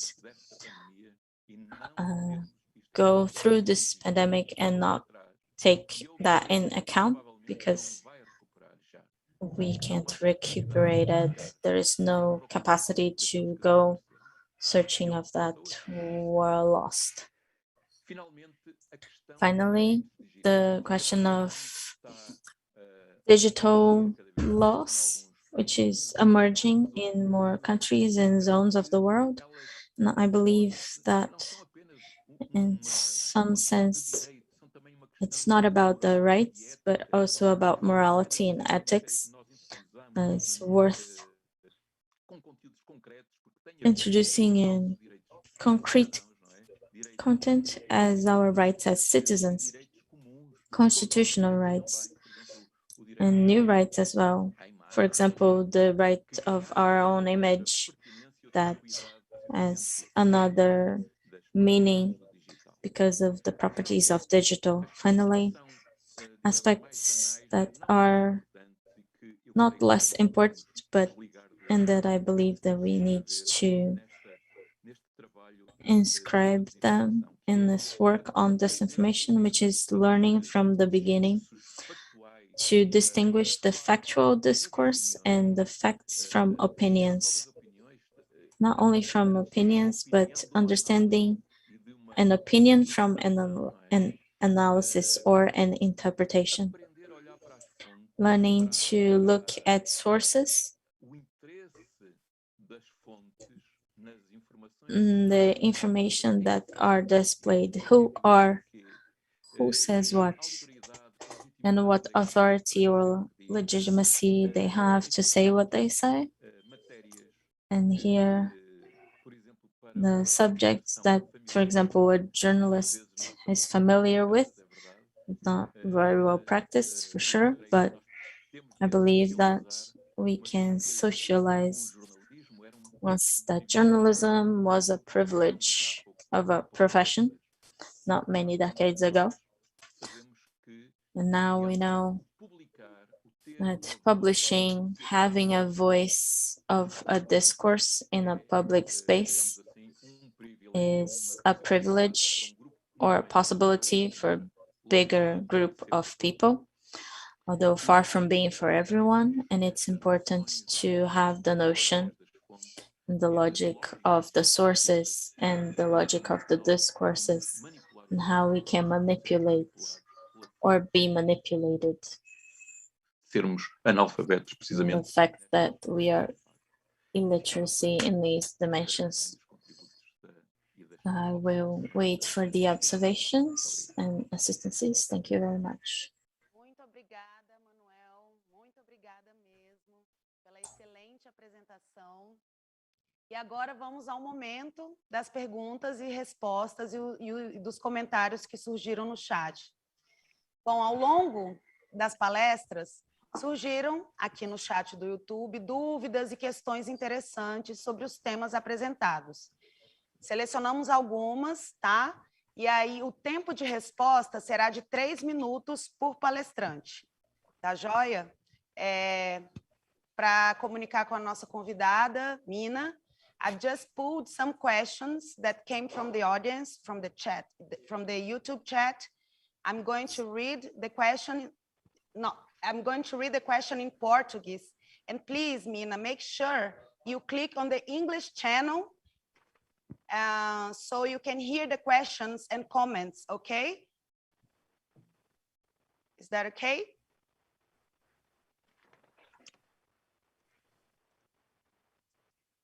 Bom, dito isso, gostaria de começar. Okay, so I would like to start from a question to Ana Regina. Bom, Juliana Diogenes asks, she says, "Good morning. I am a journalist. Many have been questioning the credibility and ethics of the communication vehicles.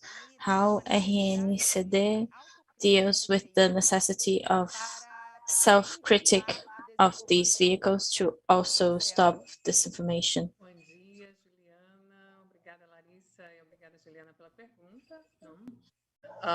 Dentro da Rede Nacional de Combate à Desinformação, a gente lida com isso de uma forma. We deal in a very critical view. There are many places to be displayed.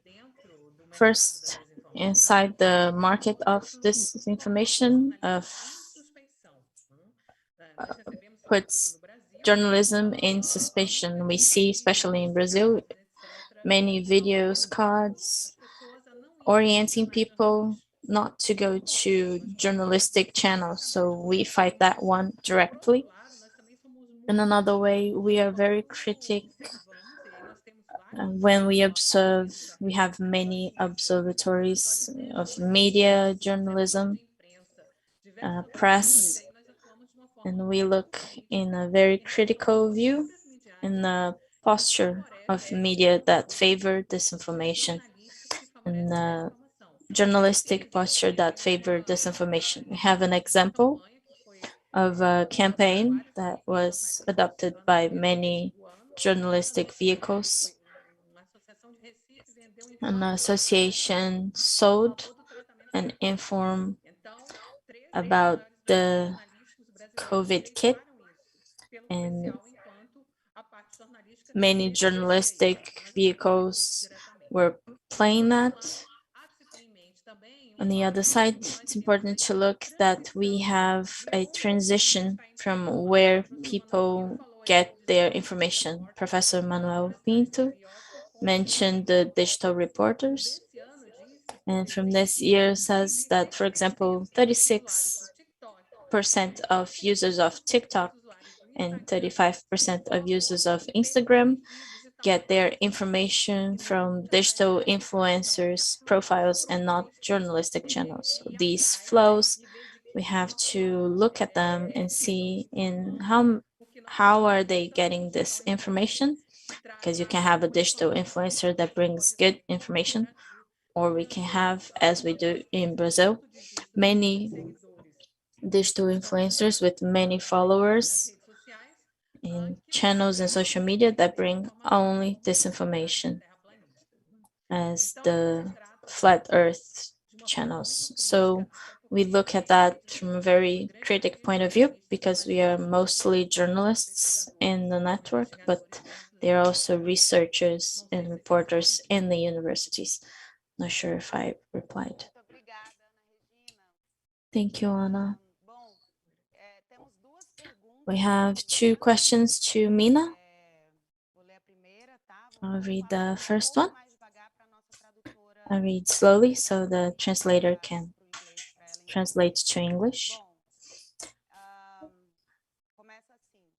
It starts, how can media be a partner from the project of media literacy in Finland, and if there is a public politics that force the media to develop these projects of media literacy. Is that okay? Can you understand, Mina?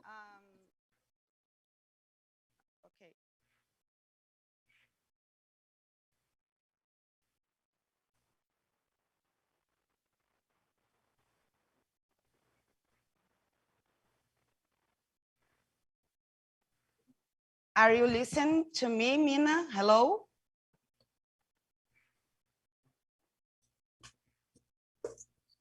Okay, good.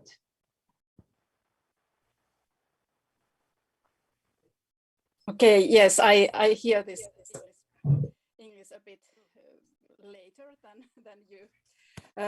But yes, we have different kinds of projects. The schools can be with the projects, and many of them, they are. To me, Mina? Hello? Hmm?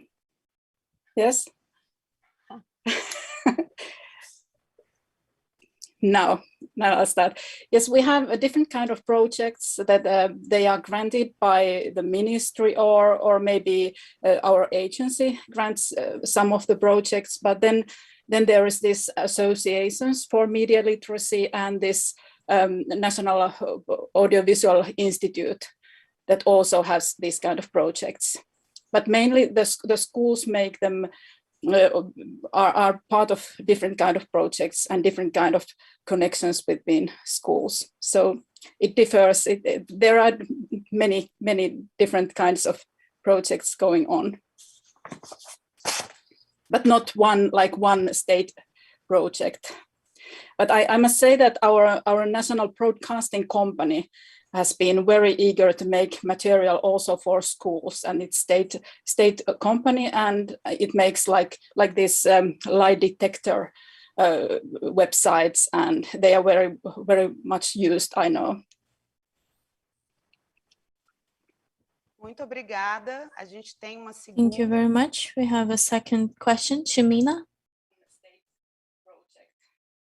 But I must say that our national broadcast.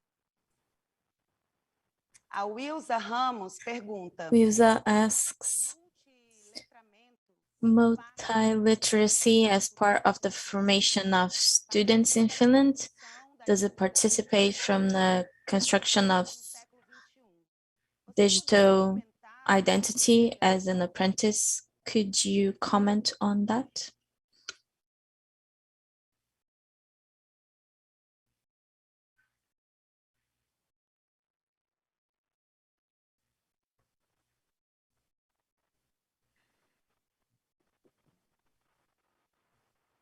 Peço a compreensão de todas e todos. A gente está com um pouquinho de delay, mas a tradução está chegando para ela.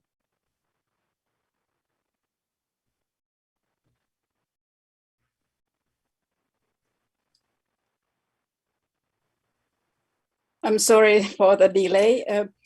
I'm not sure what the question was precisely, but yes, we are talking about this digitality and this kind of systems you are in internet and in school context when the children, they use these digital tools, they have to use this kind of we have this like MPES system that when you what's your identity and how to protect your identity in this kind of situations. But I'm not sure. I'm sorry, I didn't hear the question really properly.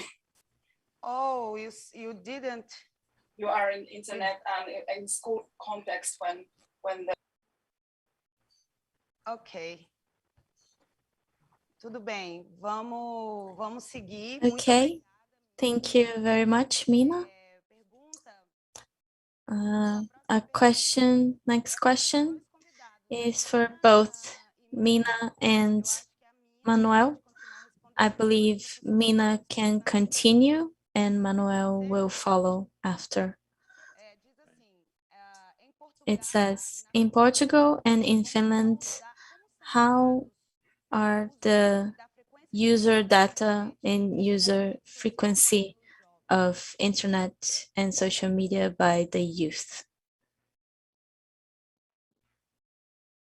Did you get this, Mina? Did you understand, Mina?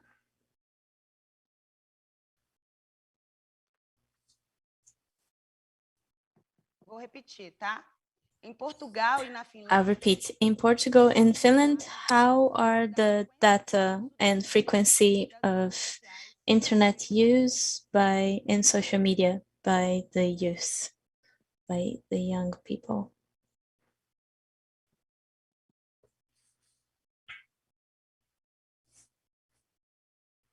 So the use of internet by young people and youth, it's so common. It's like every hour our children have their own phones. Like I think maybe from the first grade even, and at homes they use a lot of internet also. So it's very frequent. I can't say any numbers, but it's usual, and every child has their own phone. And it's because also that the payment for this phone or this internet connection is not bad for families. So it's reachable in many ways. Thank you. Professor Manuel, Professor Manuel, same question. It's a situation that is very passive. I'd like to mention that the data of use compared to other segments of the population, it's very intense. I don't have numbers, but I could say that maybe 5 years ago, Facebook was a highlight amongst the young, but now there are other social media that attract a big portion of the younger people to remove from the fact that it's a space shared by older people and have more autonomy. For example, Instagram. I'd like to highlight an aspect which is an indicator of this use, which is how hard it is to disconnect, having times of not being connected, to the point that a cell phone, is almost the part of our body, creating feelings of disorientation on a daily life, losing or not having or forgetting the smartphone. We've been doing some work and exercises, we can say, trying not to value the disconnection, but alternatives to connection, finding interesting alternatives that could diversify the use of time. It's an interesting area of research, but also for reflection with our students. Many times, another phenomenon is young children complain that their parents spend a lot of time on their phones and don't disconnect. And I control that a little bit more because I've been in research with young children, 6, 7, 9 years old, and sometimes they complain about their mothers and fathers, their parents, who are always using their phones and don't pay enough attention. Thank you very much, Professor. Another question for you. There are studies that are there studies that compare the intensive use of internet and the difficulty of the differentiating information and disinformation? Existem alguns. Embora eu não seja. There are some, although I couldn't give an indication. But I've seen that mostly on the formation of teachers. There's a project that involves journalists, the Ministry of Education, and schools in most of the country that go through a formation of journalists and teachers to face disinformation with the students, and these questions were subject of many researches because they also involve journalists that are professors of journalism in university. They did some kind of research, but it's a project that's still giving its first steps. We don't have many results, but it's an interesting subject. And there is an interest of these partnerships that I've indicated. We have a question to Manuel and Ana Regina. I would like you both to reply. Can start by Professor Manuel, which means how the public university can work as a motor for fighting against disinformation. Well, I can talk about my own reality. I work at a public university, and I am very sensitive to the public service, the universities, how accountable they are to the problems of citizens. And although I am not capable of establishing a direct cut with the private universities in Portugal, we have colleagues in private universities who do a very interesting work. So I have a difficulty separating because we have a common objective. I believe that public university have a higher responsibility. For example, my university has launched in 2018 an observatory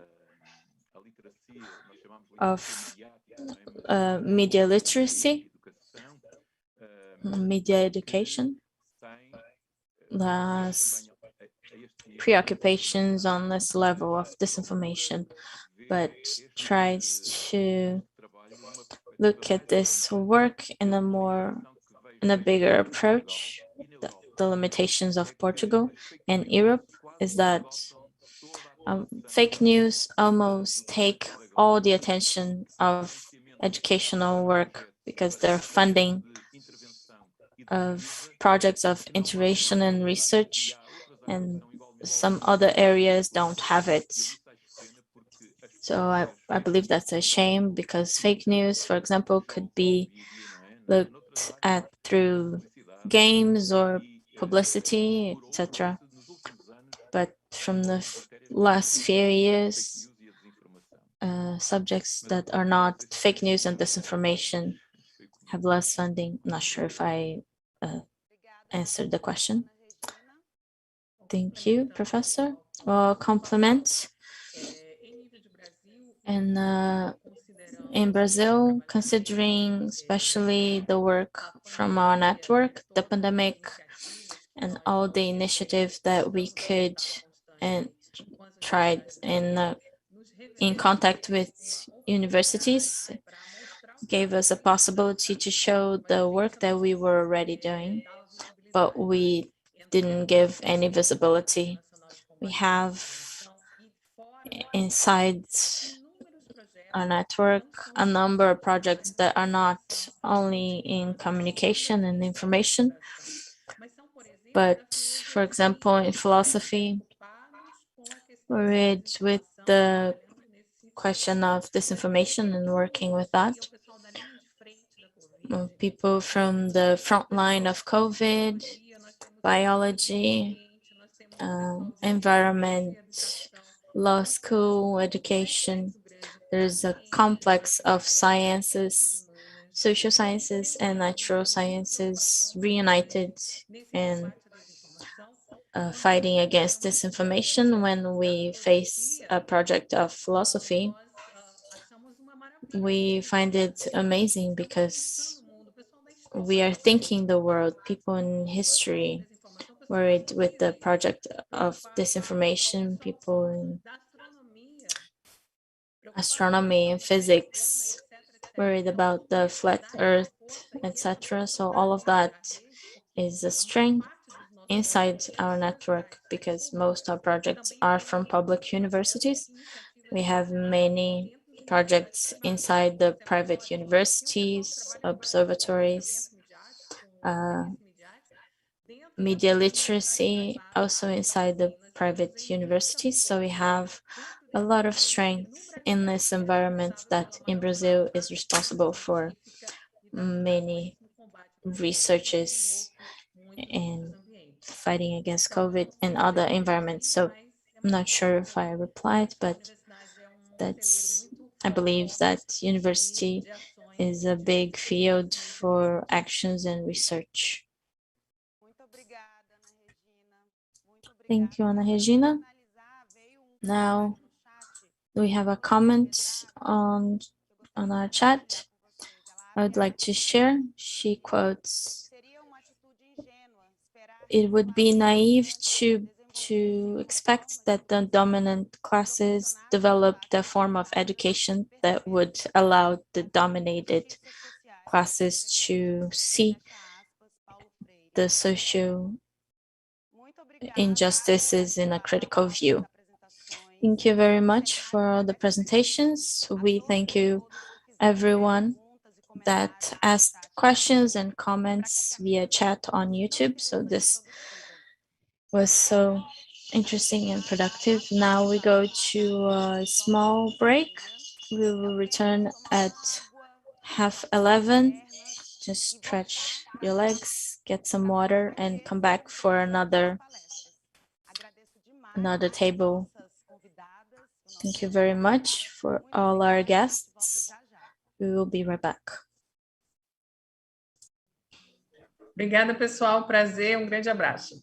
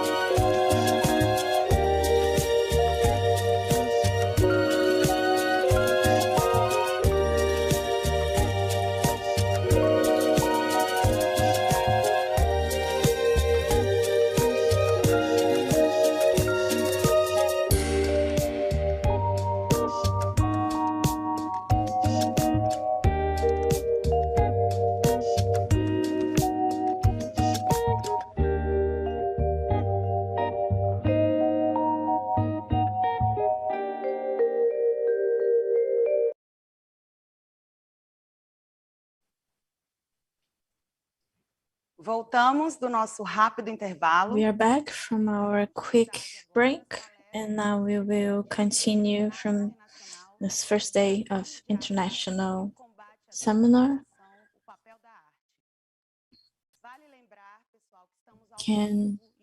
It's important to remind that we are live and online with guests from different countries, and eventual technical difficulties could happen. I'm sure you all can understand. We have now our with the presence of Friedrich van Gross from Germany, Fidel Bartholdi from Mediali Pufade from Germany, and Ziga Tuk, University of Ljubljana. 11.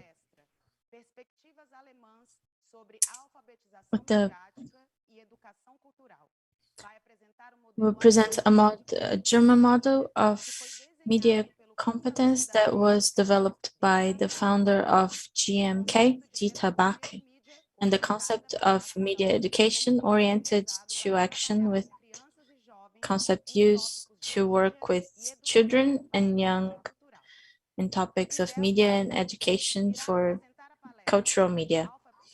Fidel Bartholdi will present media literacy and fake news in political education. And Ziga Tuk will present Is education a solution in the fight against disinformation that will look at strong and weak points of education as a tool for fighting disinformation and point a few opportunities from beyond education. After the presentations, we will have a moment where the guests will answer some questions made on YouTube chat. So you can leave your questions and comments. It's good to participate. First, let's meet our guests, starting with Friedrich von Gross, the Executive Director of Society of Media and Culture. She works for many years in the scientific field, taught and developed research about YouTube, social media, and digital games. In 2015, finished her doctorate in University of Bielefeld about informal learning in young spaces influenced by media. With the work, Friedrich von Gross. Welcome. Thank you so much for joining us today. I'll let you take from here. Okay, good morning, everybody. Is it my turn now? Yes, I'm listening well. Okay, can I share my screen? Yes, sure. Okay, just a second. Okay.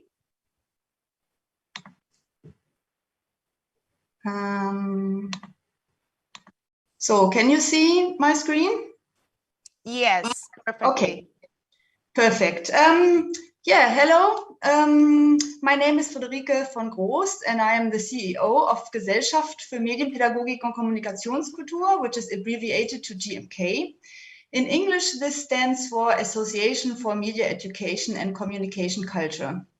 We are a nationwide German professional non-profit organization for education, culture, and media, and we stand for the advancement of media education and media literacy.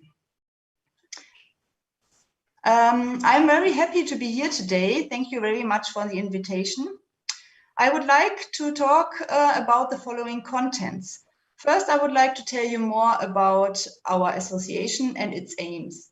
Afterwards, I would like to introduce to you the different concepts of media literacy media educators in Germany work with, and why we find it important to focus on a comprehensive media education that is more than just digital learning.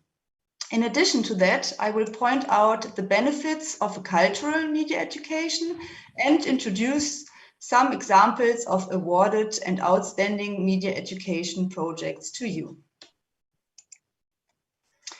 The aims of the GMK are the following. Advancing media education and media competency from preschoolers to senior citizens, because media education concerns all generations and all fields of education. Advancing participation by media, creativity, and critical abilities. The GMK ensures that all social groups will be supported in a creative and critical manner. Bringing research and practice together. The GMK supports the dialogue and free transfer of ideas between research and the different areas of practice. Linking media and culture. Media communication and the use of media belong to our culture, and we link media work and cultural activities. Making outstanding projects public. The Dieter Barke Award honors media projects throughout Germany and makes them public. I will show you some examples later. Supporting and inspiring pedagogical professionals. In our qualification seminars, workshops, and conferences, we address current topics and present methods of media education, and we also develop new models of practice. Advancing young researchers.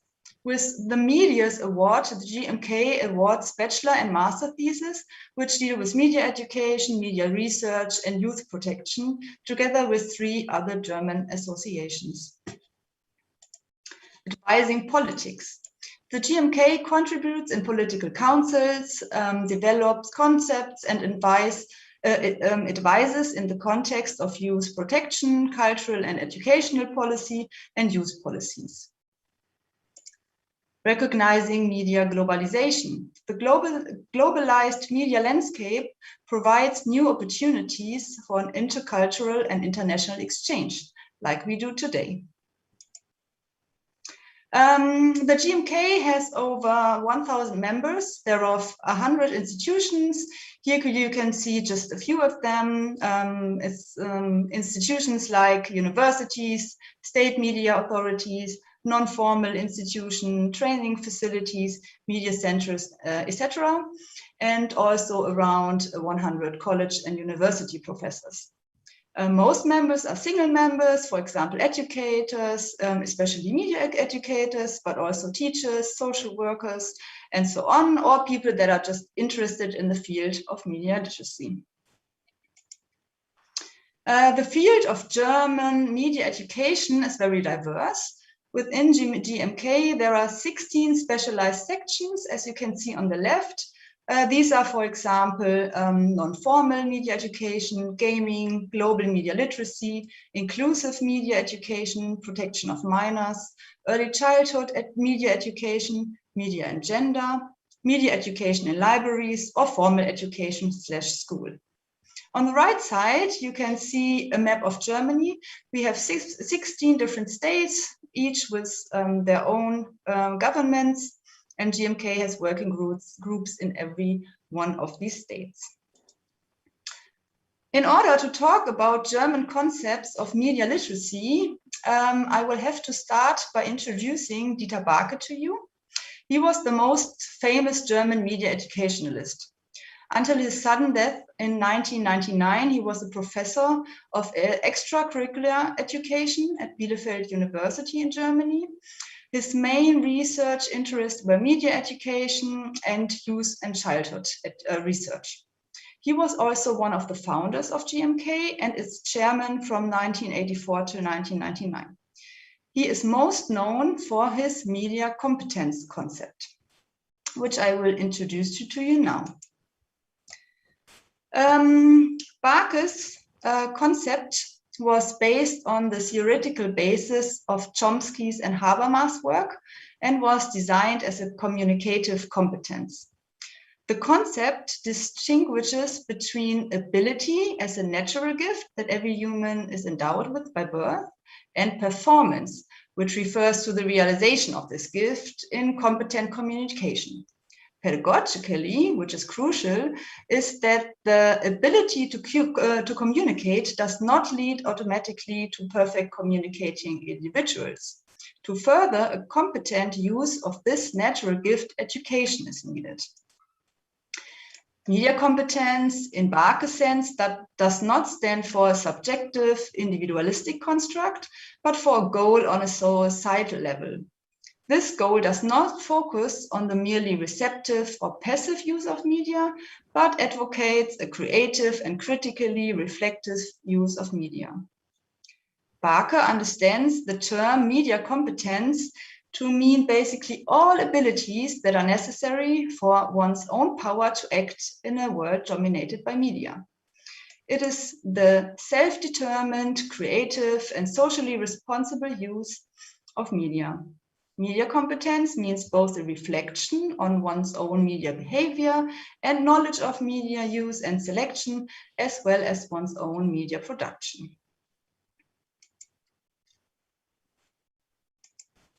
Subdivisions of media competence are systematically incorporated into school lessons, driven, among other things, by agreements of the Conference of Ministers of Education and Cultural Affairs, or, for example, in concepts of federal states of Germany, like North Rhine-Westphalia's media competence framework. Media education, or as we would say, Medienbildung, refers to the changes in a way how people see themselves and the world in a mediated society. These changes create new forms of articulations, points of views, and new media structures. So if you, this is, if you like, the next level. Media literacy is a term we adapted from the English discourse. To quote Renee Hobbs, it is the active inquiry and critical thinking about the messages we receive and create. So it's about the development of competencies or skills to help people analyze, evaluate, and even create media. Media literacy is imagined to be empowering and enabling individuals to have agency and giving them the tools to help create a democratic society. Then we also have the term digitale Bildung, digital education. This term is often used to describe the use of digital media in educational context, often referring to the school system. The main focus often lies on the usage of digital tools, software, platforms, technical equipment, and IT skills. Many members of the GMK are united by the basic understanding we have of media education and media literacy, namely that our society needs more than technical equipment and IT skills.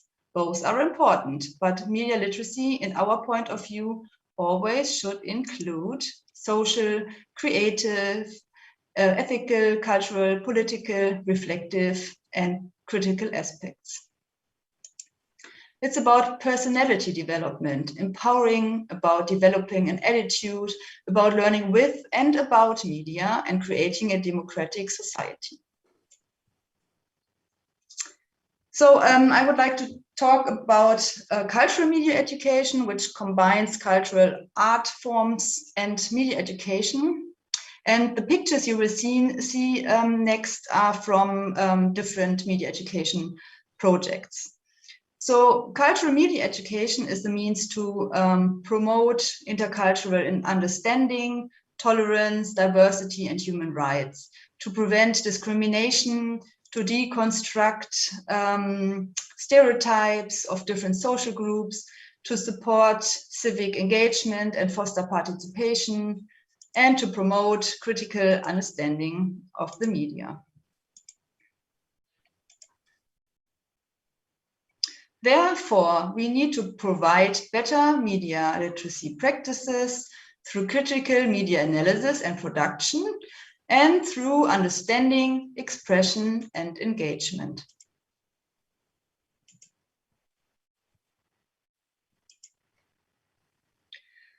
Since 2001, the Dieter Barke Prize has been awarded by the GMK and the Federal Ministry of Family Affairs, Senior Citizens, Women and Youth to outstanding media projects. The aim is to honor and publicize these projects and their methods, which teach children, young people, and families a creative, critical approach towards media and promote their media literacy. First, I would like to show you the trailer video clip.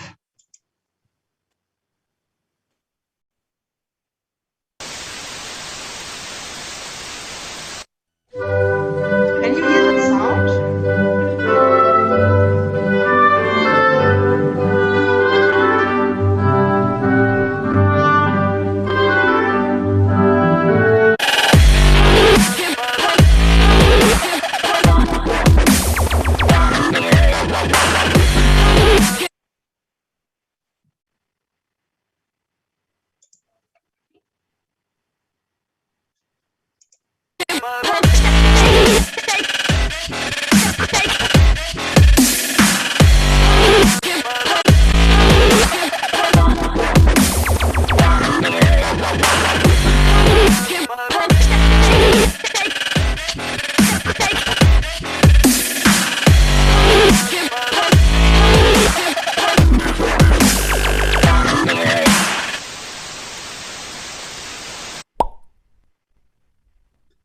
Okay, so the translation of what you just heard is, hey, it's us, always online, never alone. Your world, our world. Discover old roots, new ways, curious, brave, creative, with you, us, and everyone. Dieter Barke Award, the nationwide award for media education projects. I couldn't hear the sound myself, so I was confused a little, but I'm sure that you got the sound okay. I would like to show to you three projects that have been winners during the past years. And I start with the first project. It's called Roots and Visions.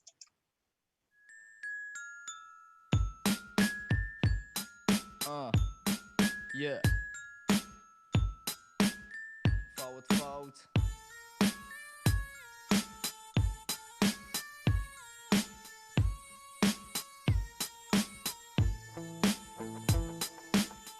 Dieser Stift schreibt meine Geschichte, musste der Erste im Ring sein.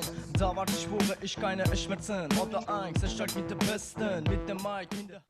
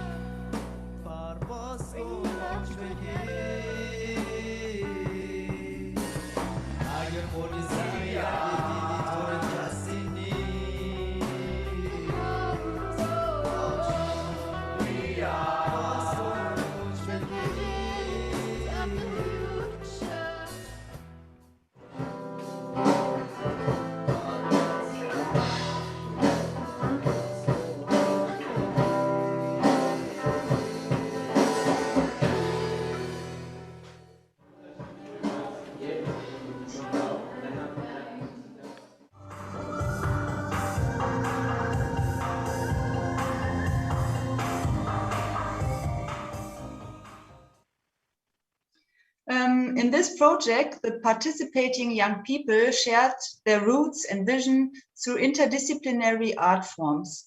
Many young people with refugee experiences also participated and expressed their feelings and experiences. The focus of Roots and Visions was the design of an audiovisual facade installation, which you saw at the beginning of the video. The diversity of the entire group revealed an enormous amount of potential and enabled the group to create all aspects of the installation themselves. The next project is called Viele Leben, which is English for many lives. It's a multimedia theater project.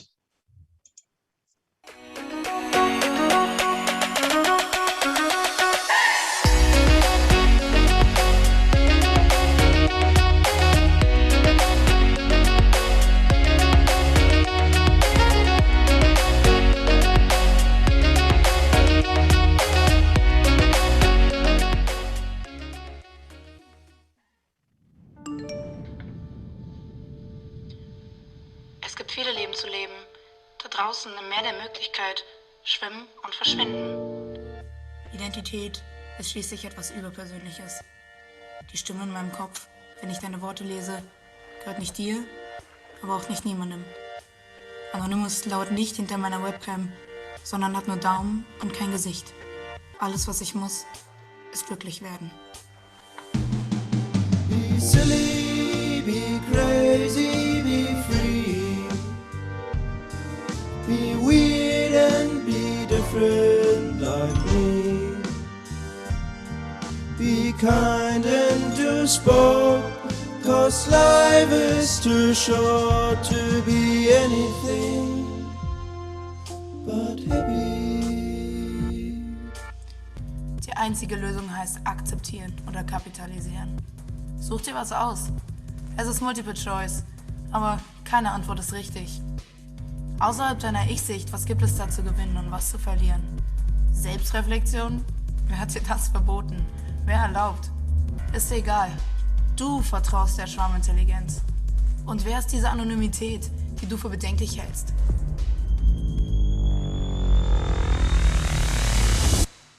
Hör auf zu schreien! Jeder kann dich hören! Hier hört dich keiner! Sei endlich still! Es gäbe viele Leben zu leben.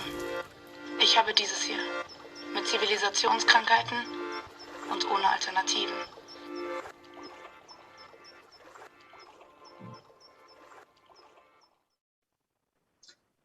So what you just heard are the thoughts of the participants in form of a poem about the space digital media and platforms occupy in one's life. The multimedia theater staged by and with young people approaches these and other questions in an artistically outstanding and multi-layered way. The aim of the project is the investigation of consumer behavior as well as social media use and influence of young people by influencers. These findings were implemented in a self-written and self-produced play, which also used multimedia elements. Here it was especially important to look at gender roles.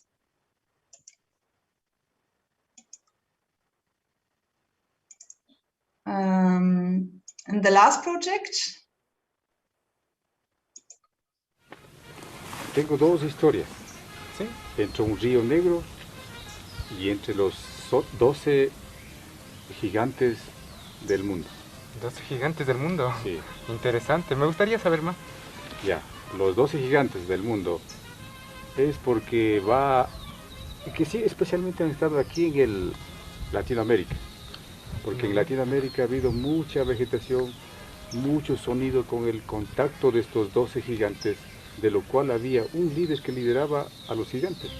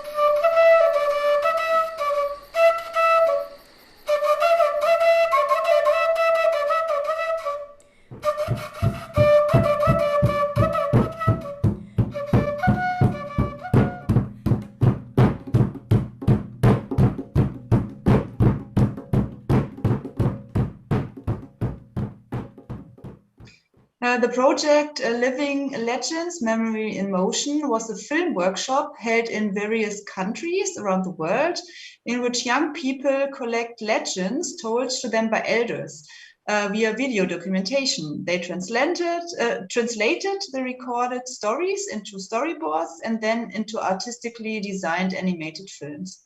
The aim of the project was to preserve cultural assets and share knowledge while encouraging dialogue between different generations through the use of digital media. So these were just a few examples of media education projects that have been awarding during the past years and that combat misinformation through art and media. So thank you very much. That was my part. And I will stop the presentation. I thank you very much, Friederike. Agradecemos a Friederike. Thank you very much, Friederike von Gross, for the excellent presentation. Now we will meet a little bit more of our guest, Fidel Bartholdi from Mediale Pefali. Fidel Bartholdi is graduated in Middle East and Asia Studies with emphasis in political sciences in University Philips of Marburg and post-graduation in sociocultural studies in Frankfurt. His concentration areas go from academic studies about countries, cultures, and languages, Arabic languages, to ethnography right next to home in Berlin or other cities in Germany and Europe. Fidel Bartholdi dedicates to themes related to migration, Islamism in Europe, civil society, and political education. Experiences in training and augmentation against extreme right in schools, conduct.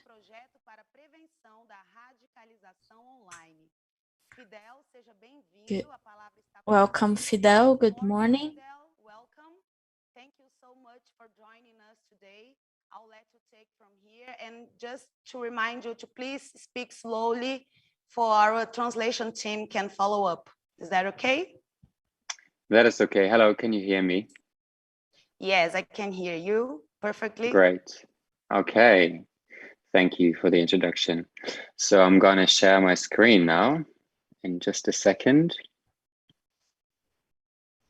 So now you should see my screen. Is that right? Yes. Yes. Okay, great.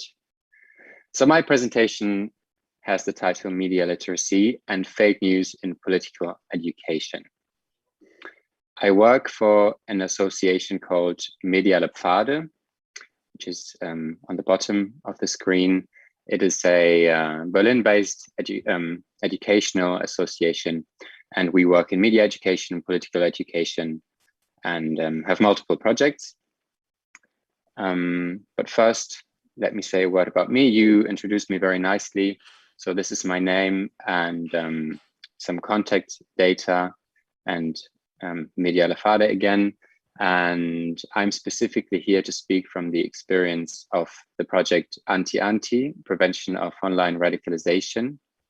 So what we do is we work with young people, youth and young adults on the topic of what is radicalization and specifically online. And we have a very broad primary approach to prevention. So we do a lot of work around discrimination, racism, sexism, and all that sort of discriminatory behavior that occurs in our surrounding in Berlin, especially. We work in Berlin, and yeah, we do workshops and trainings for educators around these topics. And those topics include as well conspiracy thinking, fake news, discrimination, and specifically right-wing extremism. Yeah, feel free to visit our website and check out more. Let's start. So, what the fake? I'm going to start out speaking about what fake news are, very generally, and then briefly touch on the question, who does spread fake news, who believes in fake news and why. Then I'm going to make a little link to conspiracy thinking, conspiracy theories, because this topic is very closely related to fake news at the moment. Then I have a very short, just a very short thing about what to do about it. I'm not going to dwell there a long time because I want to focus on what kinds of methods of media and political education could be used, or what we use in our project to counter fake news and to believe in them. So let me start with defining fake news. I'm going to jump in with an example. So there you see a picture which was used in a fake news bit in Germany, which went viral on Facebook. And as you see, there's a couple of people standing at a wall. Not a big deal. But when you look at this here, you see how it was turned into a fake news piece. I put the English translation just besides it. So basically, to summarize it, there are a couple of people standing at a church, and this post, which was made on Facebook and shared 13,000 times, said that they were urinating against the church. And in the post as well, the person who did it kind of framed the whole thing as a topic between Germans and refugees, new citizens, between Christians and Muslims, and so on, by naming a mosque. Imagine what they would do if we did the same to a mosque. And this story, yeah, went viral. And at the end of the day, these people were just praying. These were people from Ethiopia, who were Christians themselves, and prayed in that way. So the contrast between the reality and the fake news is very stark in this example. But very interesting about this is that it was shared 13,000 times and evoked lots of emotions from the people who viewed it and who got enraged and all of that. This is just a little example of what happens when fake news gets spread.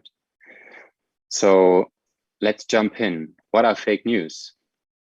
So first of all, it's untrue, partly true, or misleading information, which is presented as proper news.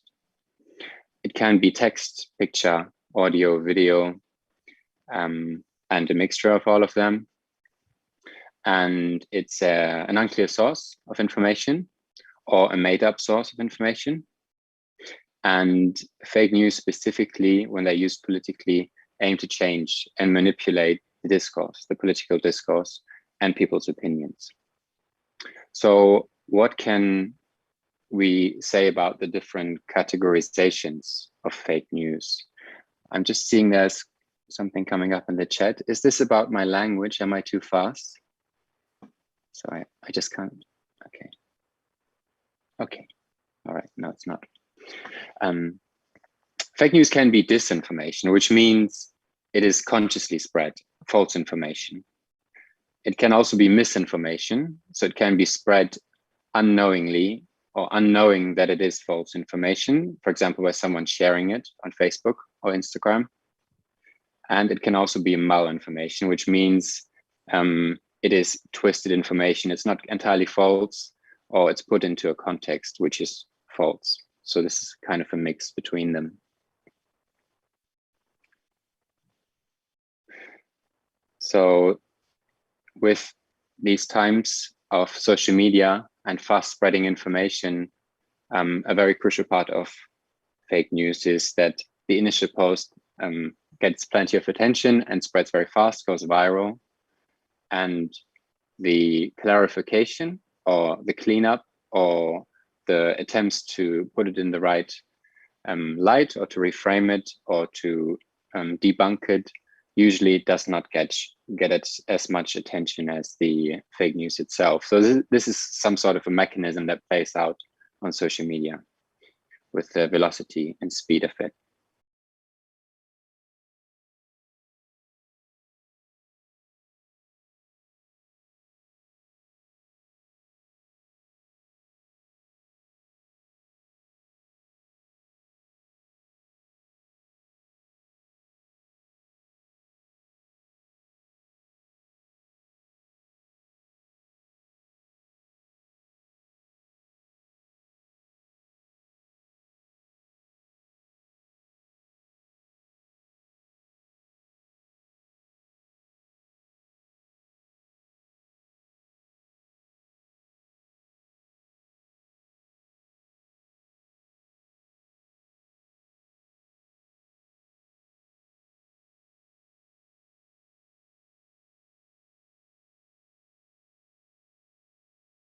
a result of fake news. Just yesterday, someone was killed in Germany, just simply based on conspiracy thinking for asking someone to wear a mask. And this person did not want to wear a mask and shot this person. It's only one example, but it is the bitter end of a process of radicalization. It just happened yesterday. So I thought I included as a set example of where it can lead. And this was, and on right-wing groups, this was celebrated as an act of resistance. So let's jump to who believes in fake news or why. I just wrote down 2 categories: those who don't know how to fact check information, who are in some way ignorant but not malicious. For them, it just creates doubt and confusion, and leaves them puzzled or in fear. And then there is those people who already have a worldview that supports the information that's coming towards them. So the confirmation bias kicks in. So they have a certain worldview. The fake news confirms this worldview, and even though it's not true, it's going to be strengthened, their worldview. And in terms of societal discourse, it reinforces stereotypes, especially racist and towards refugees in Germany. So here comes, as a first note, the importance of media and political education to counter fake news. I want to make a little jump to another topic, which is very closely related, as I said. Conspiracy theory. Yes. To interrupt you. I'm so sorry yes. to interrupt you. No problem. We had a technical problem on our YouTube. We ask you kindly, if you could, just to come back about 3 slides before, because the public, the audience, didn't get your explanation. No worries. Thank you so much. Thank you so much for that. I don't mind at all. Which one is it? Maybe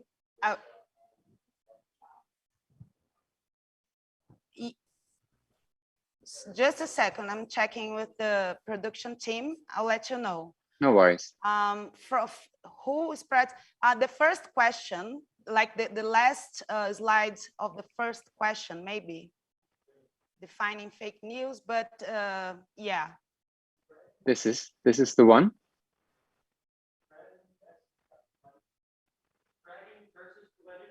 Spreading versus clarification. Is that I okay? see. Yes, I can do that. This is here. Okay. Is that all right, people? Yeah. I mean, for yes? me, it's all right. Okay. Let's see if I can do it the same way again. Thank you so much. I'm so sorry for that. No worries. No worries. All right. So we're online now. I can start, right? Yeah, we are. We are on Good. now. Go for it. All right. So I was just explaining about fake news and how we could define them and what different categories we can find in fake news. And the last idea that I wanted to give to you about fake news is that on social media, on the fast moving media of our times, there is a huge difference between the spreading and the clarification of fake news. So once it gets out, a fake news bit, it gets a lot of attention, and it leaves people impressed, in doubt, with emotions and so on, what it does. But once it's worn down, and people try to clarify that it was wrong and wrong information, this does not reach as many people. So this is kind of a dilemma about fake news and how it's spread on social media. And I just wanted to leave one note about the term fake news and how we speak about it, how we use it. So in the era of Trump and other people, for example, the president of your country, the term fake news and the accusation of spreading false information was co-opted by certain political actors like Donald Trump, and he turned it against the mainstream media whilst he was spreading fake news himself. So this just means we have to be careful how we use the term and and how to speak about it, how to make sense of it. So I'm gonna go back, sorry. Who does spread fake news? First and foremost, I want to talk about political actors who do spread fake news. And this is the main topic here, but also other people do. People who want to advertise products, for example, people who want to gain clicks, people who want to fish for data and exploit it, and as well, satirical outlets can include fake news. So a big question about how to deal with them are social media companies, because they do actually benefit from the attention and the screen time that people spend on social media, seeing fake news and wanting to see more and sharing it and so on. But another big problem with, for example, Instagram, Facebook, and so on, is that they control the algorithms and in some way contribute to the spreading of fake news, especially in recommendation algorithms. So someone who clicks on YouTube on certain things around fake news will get more of it. And this can be a big factor of radicalization. So the question of responsibility about acting on fake news brings to light the social media companies into our attention. Yes. So a very important point that I want to make here is that fake news is actually a political strategy. It is not any coincidence that they are spread.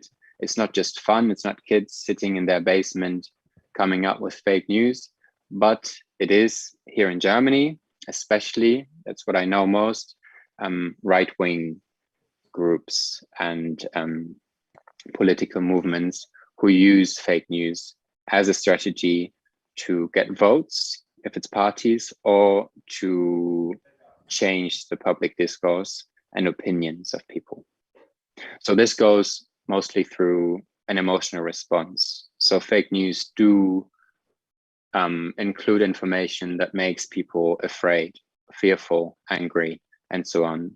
It's always quite extreme. And it leads to distrust in government, very broadly, media and civil society. The aim is to change public discourse and the so-called Overton window of what is acceptable in social discourse. It also leads to radicalization and polarization, and an increase in hate crimes and conspiracy thinking.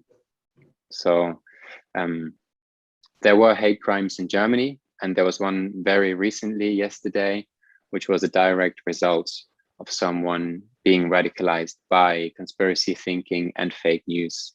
And this person killed another person. So it can be very real, the effect of wrong information and of deliberately spread fake news. It's hard, obviously, to make that connection, but this is my claim here, and you can debate me on this. So who believes in fake news and why? Firstly, those who don't know that this information is wrong. So those who don't know how to fact check information, who just believe it. For them, it creates doubt, confusion, all sorts of emotions. And then there's those who already have a worldview, which is, in this example, right wing in some way. And this worldview gets legitimized and strengthened by these fake news that come out. Obviously, this information is completely wrong that they get, but their feeling towards their view of reality and of society gets strengthened and confirmed because they already have a bias. And this also does obviously reinforce stereotypes towards, here in Germany, refugees, which is a topic of fake news a lot. There were plenty of fake news about refugees, trying to change public discourse about them. So yeah, this brings to light the importance of media and political education around fake news. The topic of conspiracy theories is very closely related to fake news. I made this little meme. Maybe it's not perfect, but it tries to purvey the idea that conspiracy theories are bigger than fake news. They are a network of false claims and assumptions. It's not just one bit of information, but a whole theory or a whole wannabe theory. We don't call them theories, but myths, because it's a myth. They're not real. And fake news do play a key role to spread and consolidate conspiracy thinking. There's a symbiotic relationship between the two of them. Yeah, and here as well, it's emotions that are in the center of belief systems. So conspiracy theories as fake news are based on distrust and disgust with traditional media and government. Looking at Trump, who calls CNN and so on fake news, is an example for this.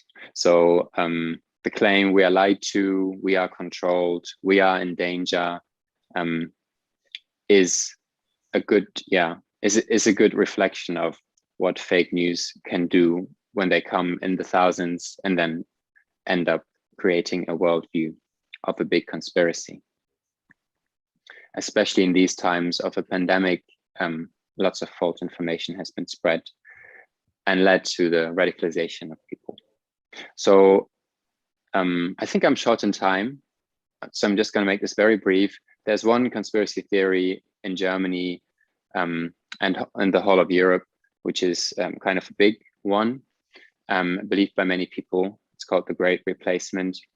It's a claim that basically the European population is being changed over and swapped with Muslim people from the Middle East. This is of course wrong, and there is no plan. It's just migration and events. Yeah, and it's anti-Semitic, Islamophobic, and racist at its core, because the claim is that Jews are the ones behind this plan.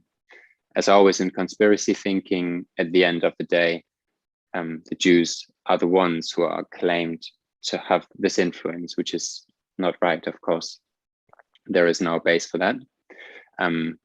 Yeah, so this leads to a hateful climate in Germany. Not all of it, but it's gaining power. So yeah, an interesting point about conspiracy theories is that they actually reflect, that they actually have some sort of a legitimate core, because the critique of power structures always needs to be there. This just goes too far when a conspiracy is claimed. So this is my last meme, sorry.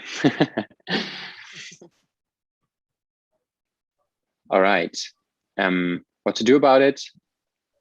Well, we can do many things in policy, in civil society, on the personal level, and in education. And to not be too long, I'm going to jump right to the educational part. So in media and political education, what can we do? What do we do in our project? I'm not claiming that I know everything, but what we do is mainly three things. How we approach them. It's conducting discussions with young people. So we do speak and discuss and have a discourse on where they stand, what they believe. And in that endeavor, it seems to be very important to us to have, as a educator, just a settled value system and knowledge about the topic, and no moral high ground, which means there cannot be a judgment upon one young person who tends to believe something about a conspiracy theory or believes fake news. We rather try to listen and not be more on a moral high ground towards them, because they're young and they're just learning, you know. The second one is we analyze and inform together about political ideologies. So I was speaking about right-wing ideologies using fake news. So we try to just open that bigger picture for the young people and inform them about the dangers and the plan and the strategies that's behind them, and political education broadly. And then there's media education. So it's very practical. We try to convey the knowledge or the idea about how to check information, who's behind a story or a post, and where to fact check. There are websites for that, and very simple techniques to find out if an information is actually credible or not. So this is a part of our program as well. Then I want to show you, this is, I'm very close to the end, by the way. This is one example of what we do. It's a little game. It's called Get Bad News. And I checked there is a Portuguese version of this. So if, in case you want to use this, maybe write this down. It's very good. It is basically a little game, browser-based, where the players can spread fake news in a little game and can learn by that way how it works. And then obviously we speak about it afterwards, what happened, how it felt, how the mechanisms work of spreading fake news. They have to gain followers in this game, and the highest number of followers, yeah, the better, so to say. So we come from the contrary, make it fun in this game. Same with creating fake news. So there are different websites for this. I found this English one. We use a German one where you can create fake news. So this is what I did for you. Goethe Institute covers up terror plot. This is deliberately to evoke emotions. So I just put in a random picture, which is not connected to this, but on first sight, it's not a good fake news, but it is one. On first sight, someone might be confused or think, yeah, Goethe Institute, I don't like them. This is possible, or something, you know? It's quite simple to do it. And it can be fun doing it with kids as well, or youth. Another one is creating a conspiracy theory. So we get these kinds of results where people just make up theories about the world and then speak about in the after that how it works and what's important in conspiracy theories, and then by that try to debunk them and the mechanisms of it. So yeah, this is the end.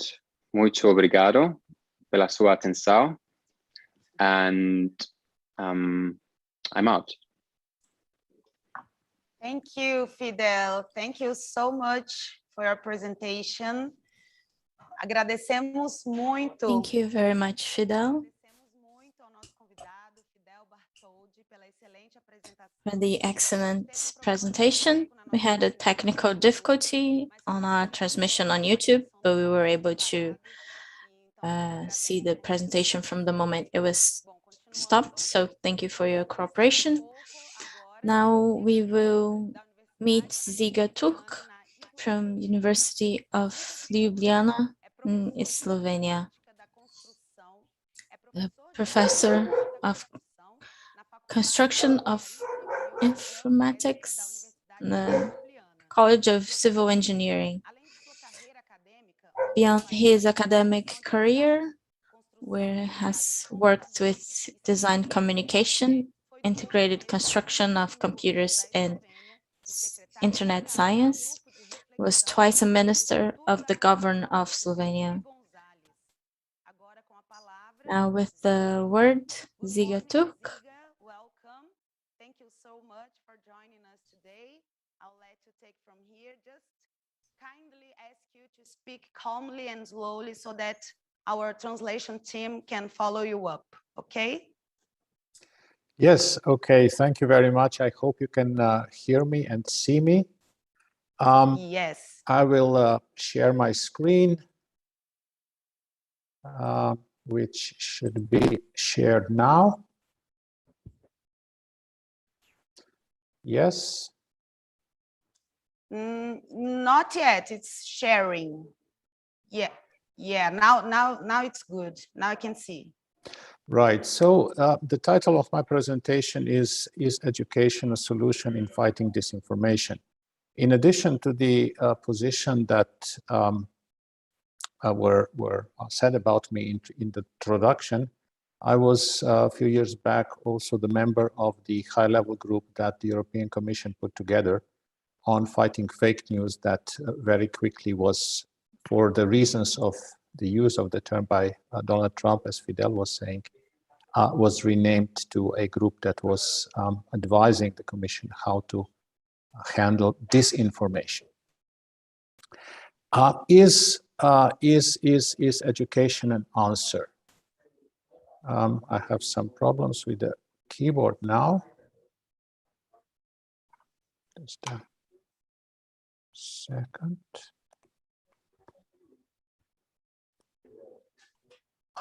Is education the solution? I mean, the short answer, of course, is yes.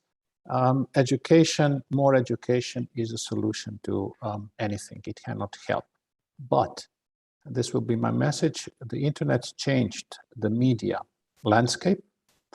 The main change is that there are no gatekeepers, that we are our own gatekeeper, but there are a couple of other elements as well.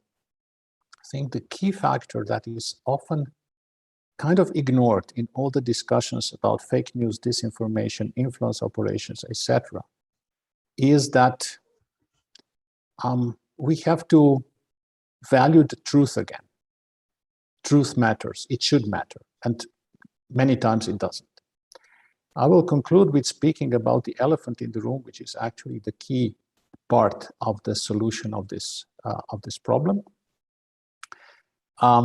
Education is part of that solution, but there are limits. There are limits as well. The graphical outline is here as well.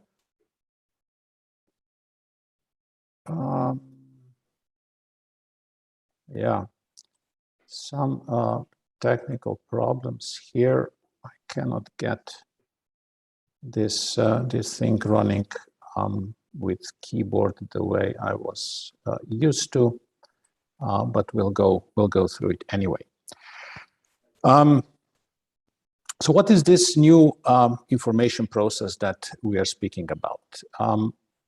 In the past, it was like this. The media would be, the journalists, the writers, the bloggers would be creating news, they would be creating stories, etc. That would be sent to some kind of quality control, to quality control room.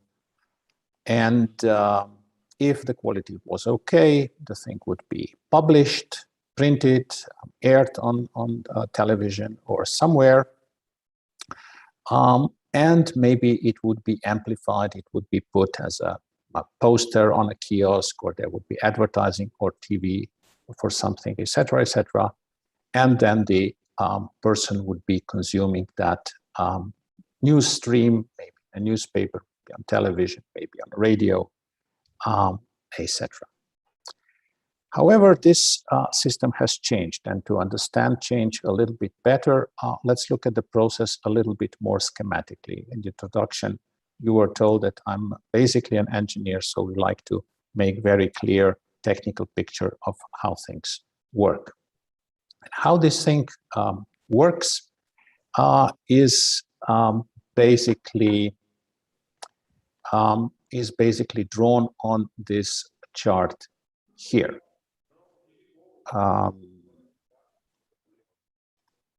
Is drawn on this chart here. First, sorry for that. First, you create the news. It goes to the editing, publishing, amplification, and then you have the consumption of the news. And basically, this middle part here is quality control. It can happen that if the information is not good enough, the editorial policy of self-censorship or state censorship would simply put that piece of news into the trash bin. However, when the internet appeared, things changed dramatically. Anyone can publish, anyone can amplify, anyone can edit.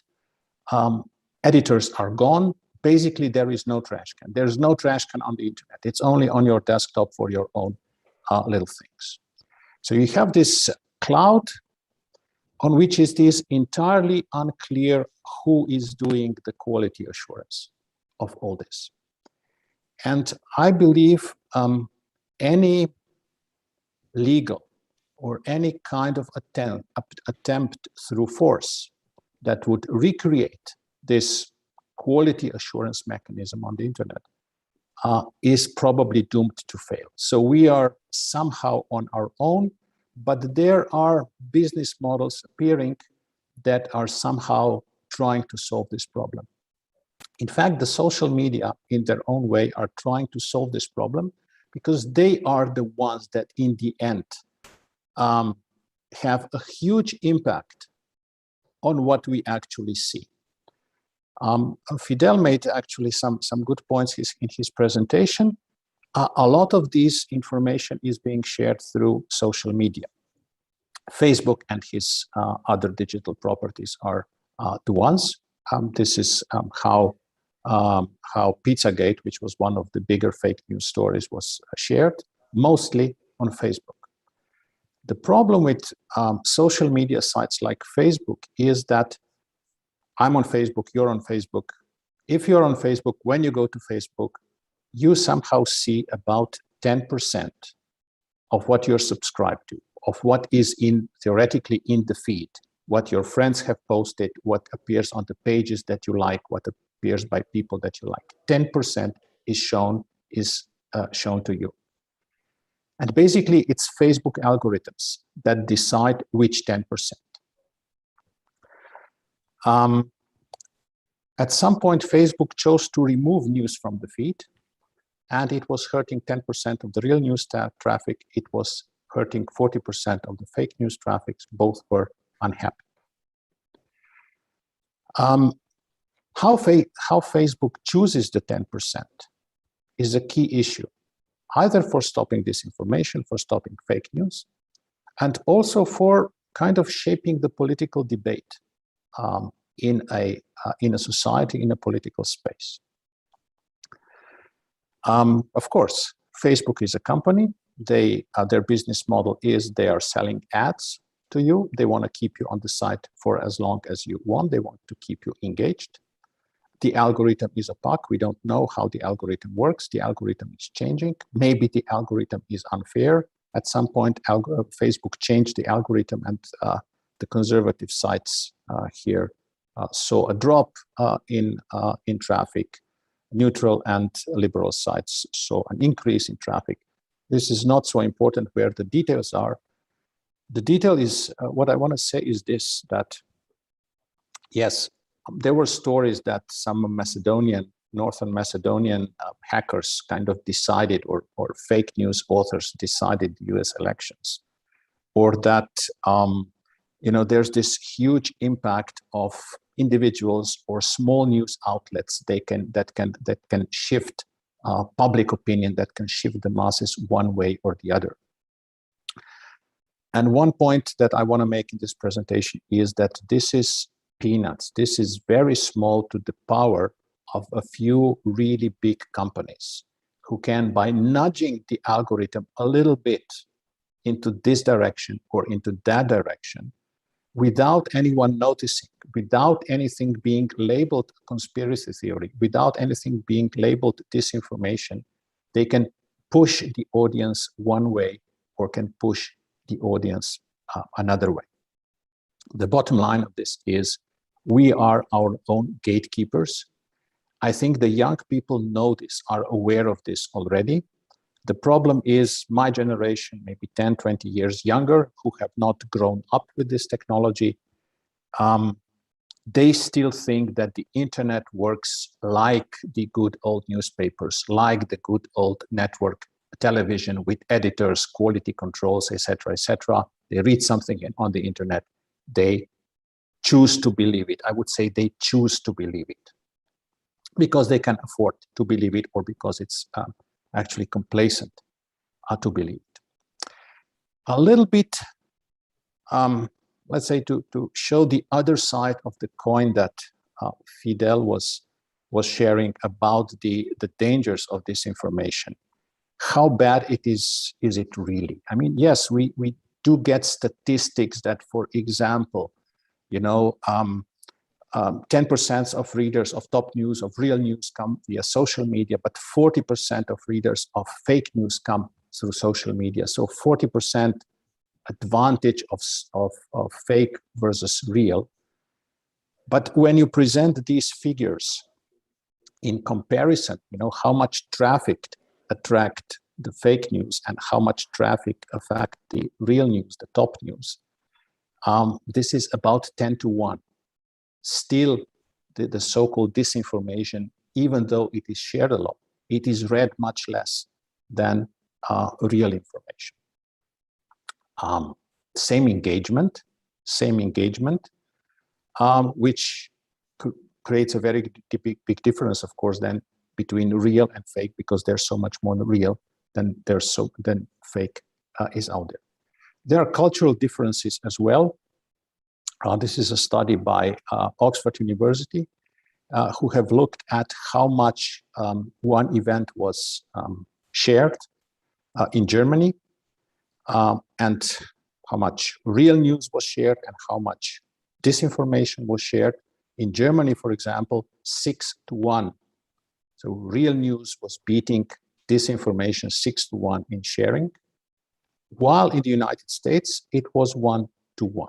So we are probably doing something right in Europe about this, or maybe we are just behind. The study is from 2016 and 17. The reach of fake news is about 10%. This is a study from the European Journalist Association. The reach of fake news disinformation is about 10% of the reach of the real news. This is it's very similar across European countries. This is the example of France. You have a couple of big real news outlets, and then you have a zillion of these conspiracy theories, all kinds of loonies, fringe movements, etc. But the reach is much smaller. There was an interesting research done just after the US elections, which kind of started this whole debate about disinformation. And one interesting piece in that research was that they were asking people, okay, so here you have some news that was in the big media, and it is true. This is some news from small media, also true. And then they were asking, do you remember some disinformation, some fake news? And then they invented something that did not appear neither as fake news nor as real news. It was simply, they made it up, kind of placebo news. It did not exist. And they were asking people, how much of that do you remember? And people remembered, of course, the big stories. They remembered some of the small stories, but they remembered as many of these totally made up placebo news as they remembered the fake news. So this gives a little bit of, how shall I say, puts the danger of this information in perspective, which I'm not saying it does not exist, but when we are speaking about educating and informing people about that, it should be taken into account. And the same authors, for example, say that if one fake news article were about as persuasive as one TV campaign ad, this fake news would have changed the vote shares by an amount of an order of 1/100th of a percentage point. So after all these simulation and measurements, they somehow found that the actual effect on politics, on voter decisions, and so on, was not all that big. And I'll explain later why I think they may even be right. Part of the concern about this information is also related to the concern of the old media. Their readership is falling. They are looking for ways to kind of continue establishing this symbiosis where big media companies would be backing one family of politicians, another big newspaper, another big television would be backing another politician. This is now somehow gone. You know, public discussion, political discussion, kind of does not have to happen only with this media. So they have, the politicians and the old media, common interest to stop this competition that is happening from fake news, from disinformation, from hate speech, but also from social media and from totally legitimate discussions that are taking place on the internet.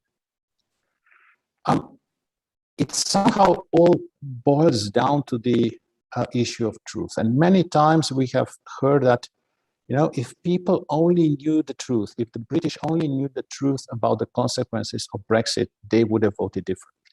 If they only knew the truth, what kind of person Donald Trump is, they would have voted differently. And recently, you know, if people would only know the truth about the vaccines, and we can go now either way, but if they only would know the truth that vaccines are safe, etc., they would get vaccinated. But there are many, many arguments for a claim that not much would change. We like to blame all this for disinformation. We like to blame all this on the fact that there exists information out there that would tell you that Brexit is great, that Donald Trump is great, that vaccines are deadly. Information is out there. But I think it's a little bit naive to say it is because of that information that people are making this decision. So there's some blame put on that. And I think there are two arguments that come into play in that. It's a very much cited quote from the movie Chernobyl, you know, the nuclear power plant that exploded some 30 and something years ago.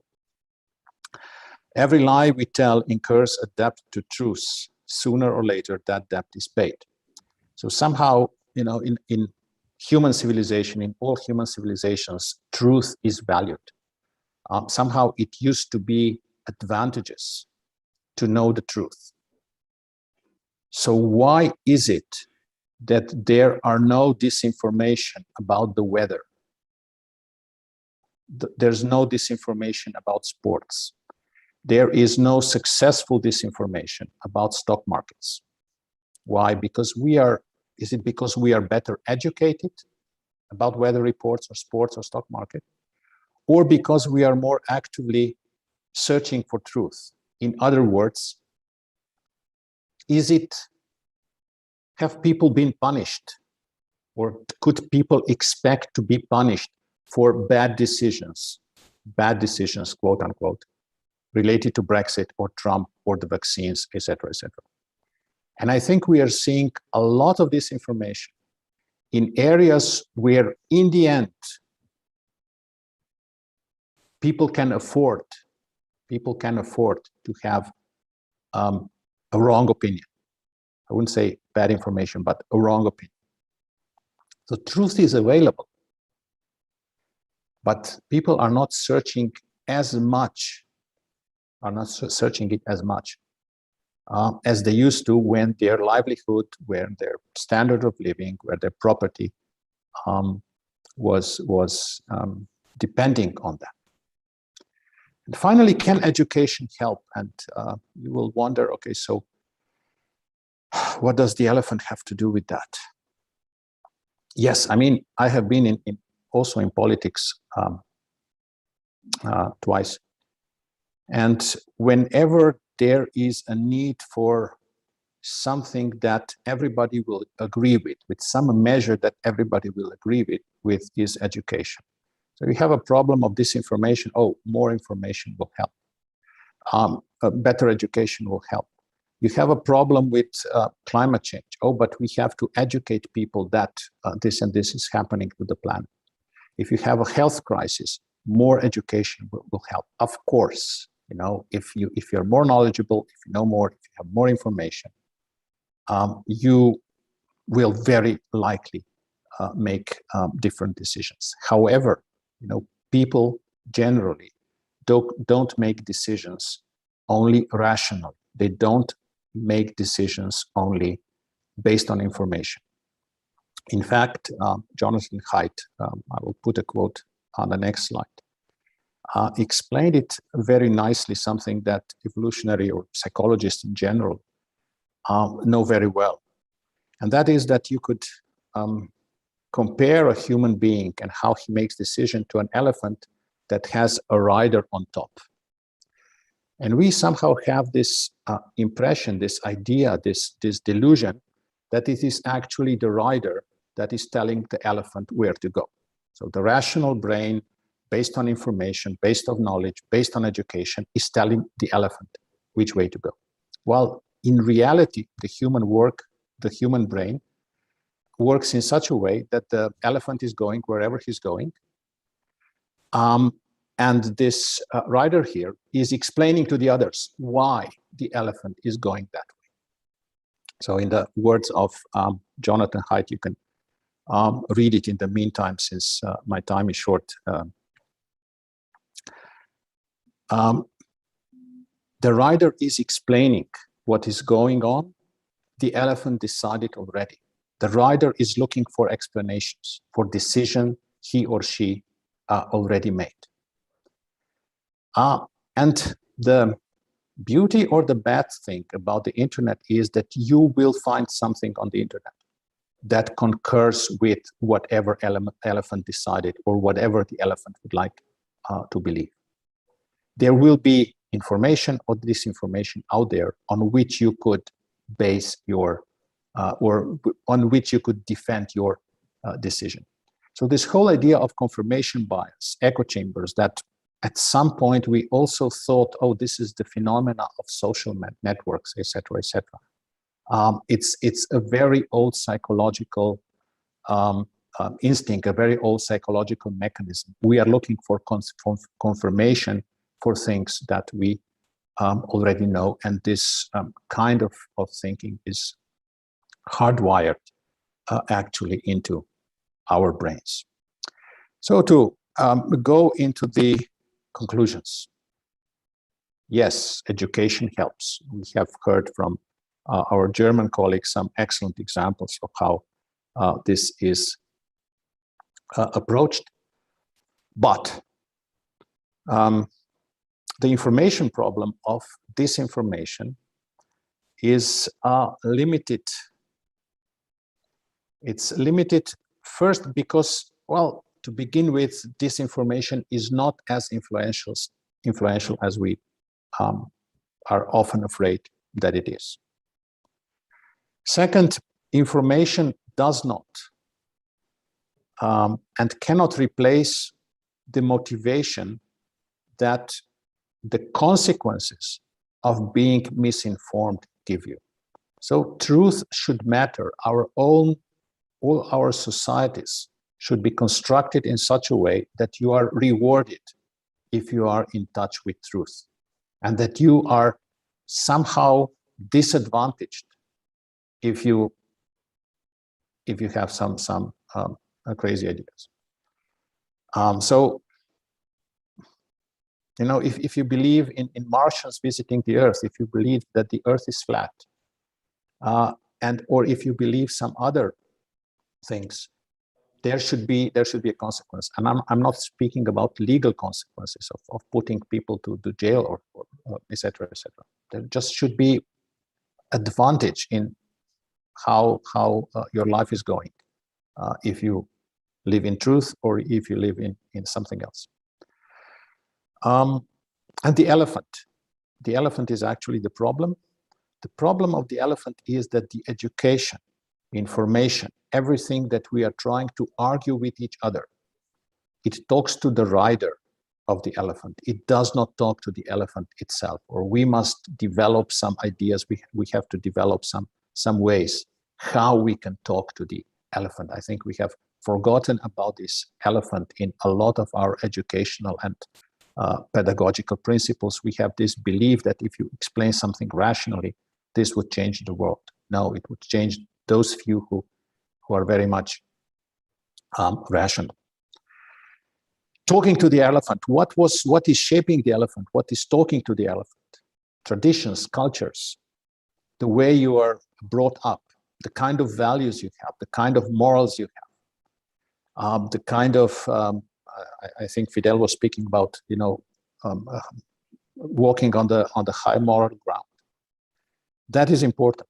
And that is important, not in a way which is explicit, not in a way that talks to the persons through their rational brain, but that talks to the persons through their feelings, instincts, emotions, etc. And with this, I conclude the presentation. Sorry for a couple of technical problems that actually Zoom created for me, but it worked well in the end.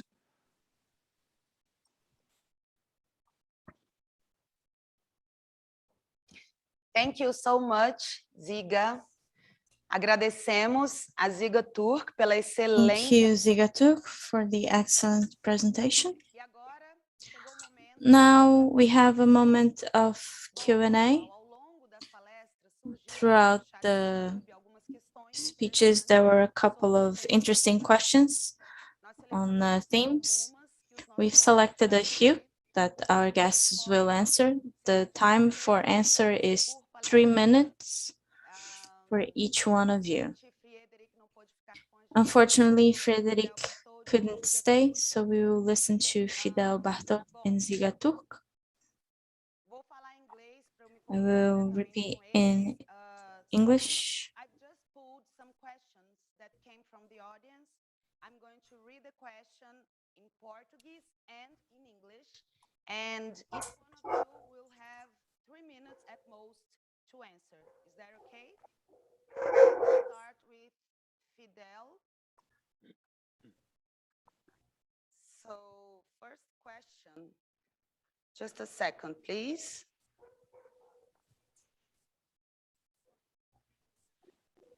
Actually, these first two questions they are for both of you.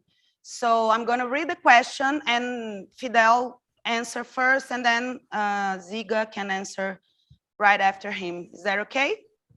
So, okay.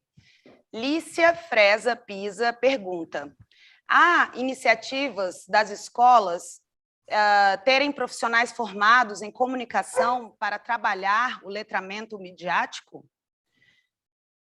Are there any initiative for schools to have professionals trained in communication to work on media literacy? Fidel, if you can start. Did you understand? Do you want me to repeat? Yeah, please. I do. I think I do, but maybe you repeat it so I do understand very clearly. Okay, so the answer comes from Lícia. She's asking, are there initiatives for schools to have professionals trained in communication to work on media literacy? Yes, there are. I know from Berlin and Germany, but specifically from this city, that there are initiatives and there are different associations, even partly state-funded, that encourage media education and that include media literacy as well. I think it's going quite slowly. We here in Germany, in terms of digitization, have a pretty slow process.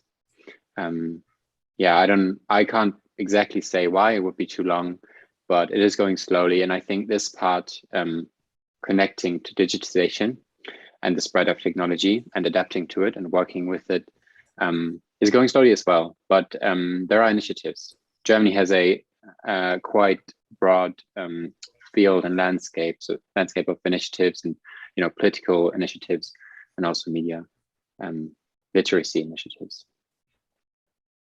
Thank you. Yeah, in Slovenia and also in some other European countries that I know of, there have been many discussions that media education should be put somehow on primary school or secondary school curriculum.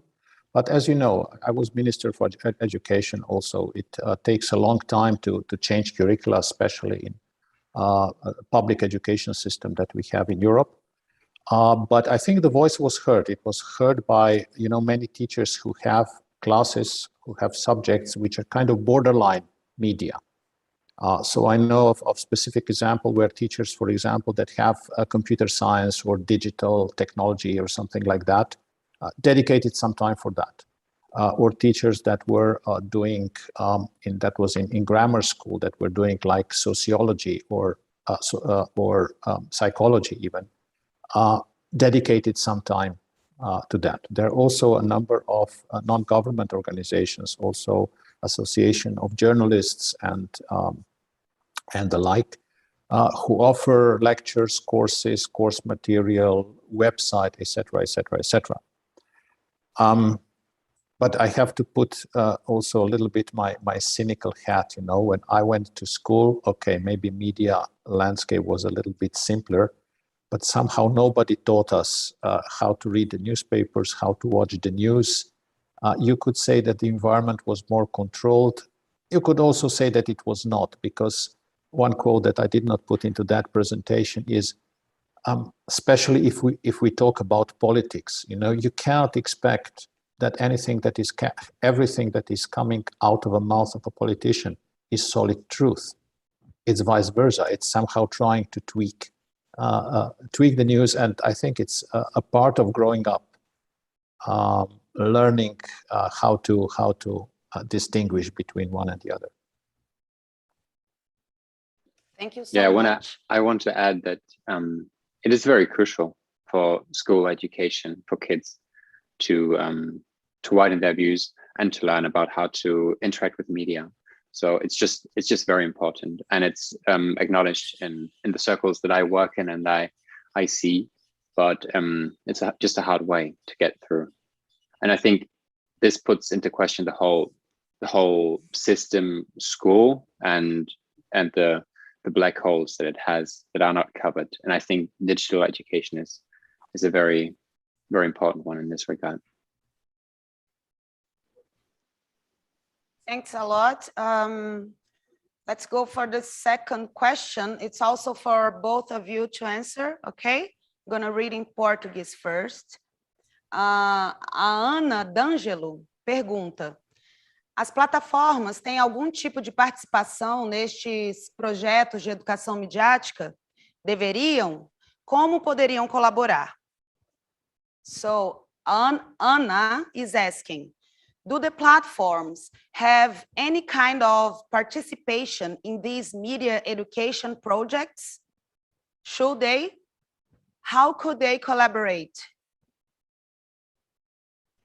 Is that okay? Anna, yes. So Anna's talking about the social media platforms, I suppose, such as YouTube, Instagram, Facebook, and so on. Yes, yeah, I think so. Okay. Yeah. Well, not that I know of. I know of a project that we did with our association, Media Alefada, that was sponsored by YouTube, at least partly. And it was about influencing, and it was called How to Influence. And it was a media education project funded by them, by YouTube. So this is definitely a thing, a funding mechanisms. But further than that, I'm not aware of it. I remember when I was a member of that European Commission group on disinformation, there were also representatives of some social media companies there. And it was the kind of easiest recommendations, easiest measure that they would agree to was, well, we have to invest more into education. They would even be willing to set aside some funding, et cetera, for that. Because that would kind of, that means that they don't have to change anything in their practices. This means that they are not changed in any way in terms of transparency of what they do, how they do it, how they go in bed with one or other politics, et cetera. If they do, I don't know, but certainly, there was a big scandal of Cambridge Analytica. If you imagine what Facebook directly could do if they wanted to, that would be a very minor thing. But in principle, I would say that yes, it would be very useful if YouTube would be educating young people how to make movies, if Facebook would be educating them how to write posts, if some bloggers were educating them how to write things. But this, general detached critical view of the media landscape, I think this should not be left. You cannot let the wolves take care of the lamb in that respect. So education should be firmly in the hands of somebody else, not of those whose activities people should be made aware of. Okay, thank you. We have the last question. It's for you, Ziga. Beatriz from University of Brasília. I'm gonna read in Portuguese first. A Beatriz pergunta: o que você acha de leis contra fake news? Elas acabam afetando mais a população em geral que os criadores dessas informações falsas. E quem ganha com elas? O que seria uma boa lei? Ou o ideal é não ter leis? So Beatriz, she's asking, what do you think about laws against fake news? Do they end up affecting the general population more than the creators of this false information? And who gain from it? What would be a good law, or is it ideal not to have laws? That's actually a very good question, and I think also a very difficult one. It is difficult because we would all want to have a media environment where you could depend on things that you read, that would be truthful or trying to be truthful, even though that's not the whole truth, but at least they were trying hard to report, to give you what is true. On the other hand, and I think for good reason, you have conventions on human rights, European ones, global one, or United Nations one, which say that the governments should not be interfering in imparting, so in publishing or in receiving of information. So the governments should stay out of this process. The governments should not be, and this is not, it's not written that only true information has this privilege. It does not say whether it has to be true to be protected by free speech conventions. So indeed, it is difficult. I think it's because the founding fathers of these conventions, or also of the US Constitution, etc., they thought that for a democracy, and we are democracies, Brazil, European Union, United States, etc., these democracies, the core element of democracies is that they are deliberative. So that you can have deliberation, you can have discussion. And it is extremely important to preserve that. And whatever is important to talk about in a society will be protected also by the European Court of Justice. It's very tempting, but do you think that a government could set up an office that will be deciding what is true and what is not, and then letting you print just what is true? You know, I was born in a socialist country, and we had such a system, did not work so well.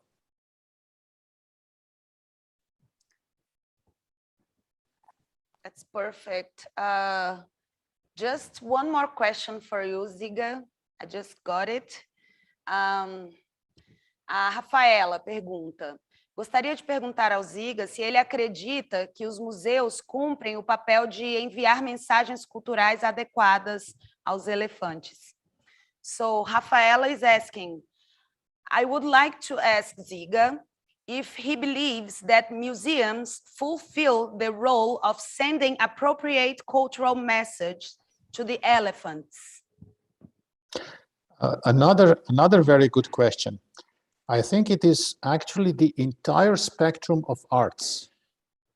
So museums, painting galleries, probably music in the purest way.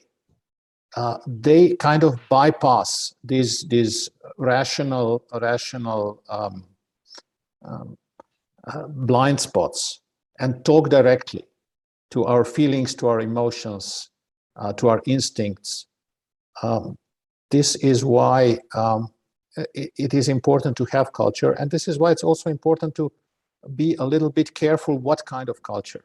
it is, to really be a culture that kind of elevates you, that puts you on a, on a high moral path, if you want to, that makes you a better person.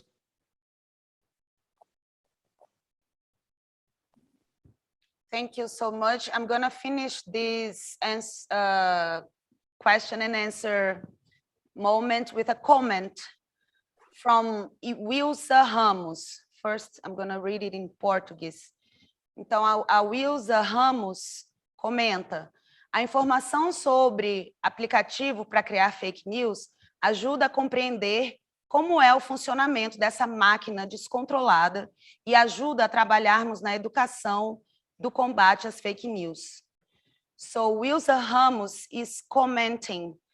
She's saying the information about the app to create fake news helps to understand how this uncontrolled machine works and helps us to work on education in fighting against fake news. So I would like to thank you a lot, Ziga and Fidel. Thank you so much. And we are very pleased to have you here. Thanks a lot. O seminário agradece muito a todas e todos que fizeram perguntas e comentários via chat e contribuíram para que essa mesa de debates fosse tão interessante. Muito obrigada. Thanks a lot.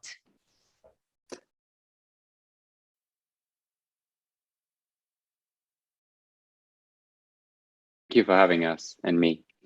Thank you for having me, and it was a pleasure.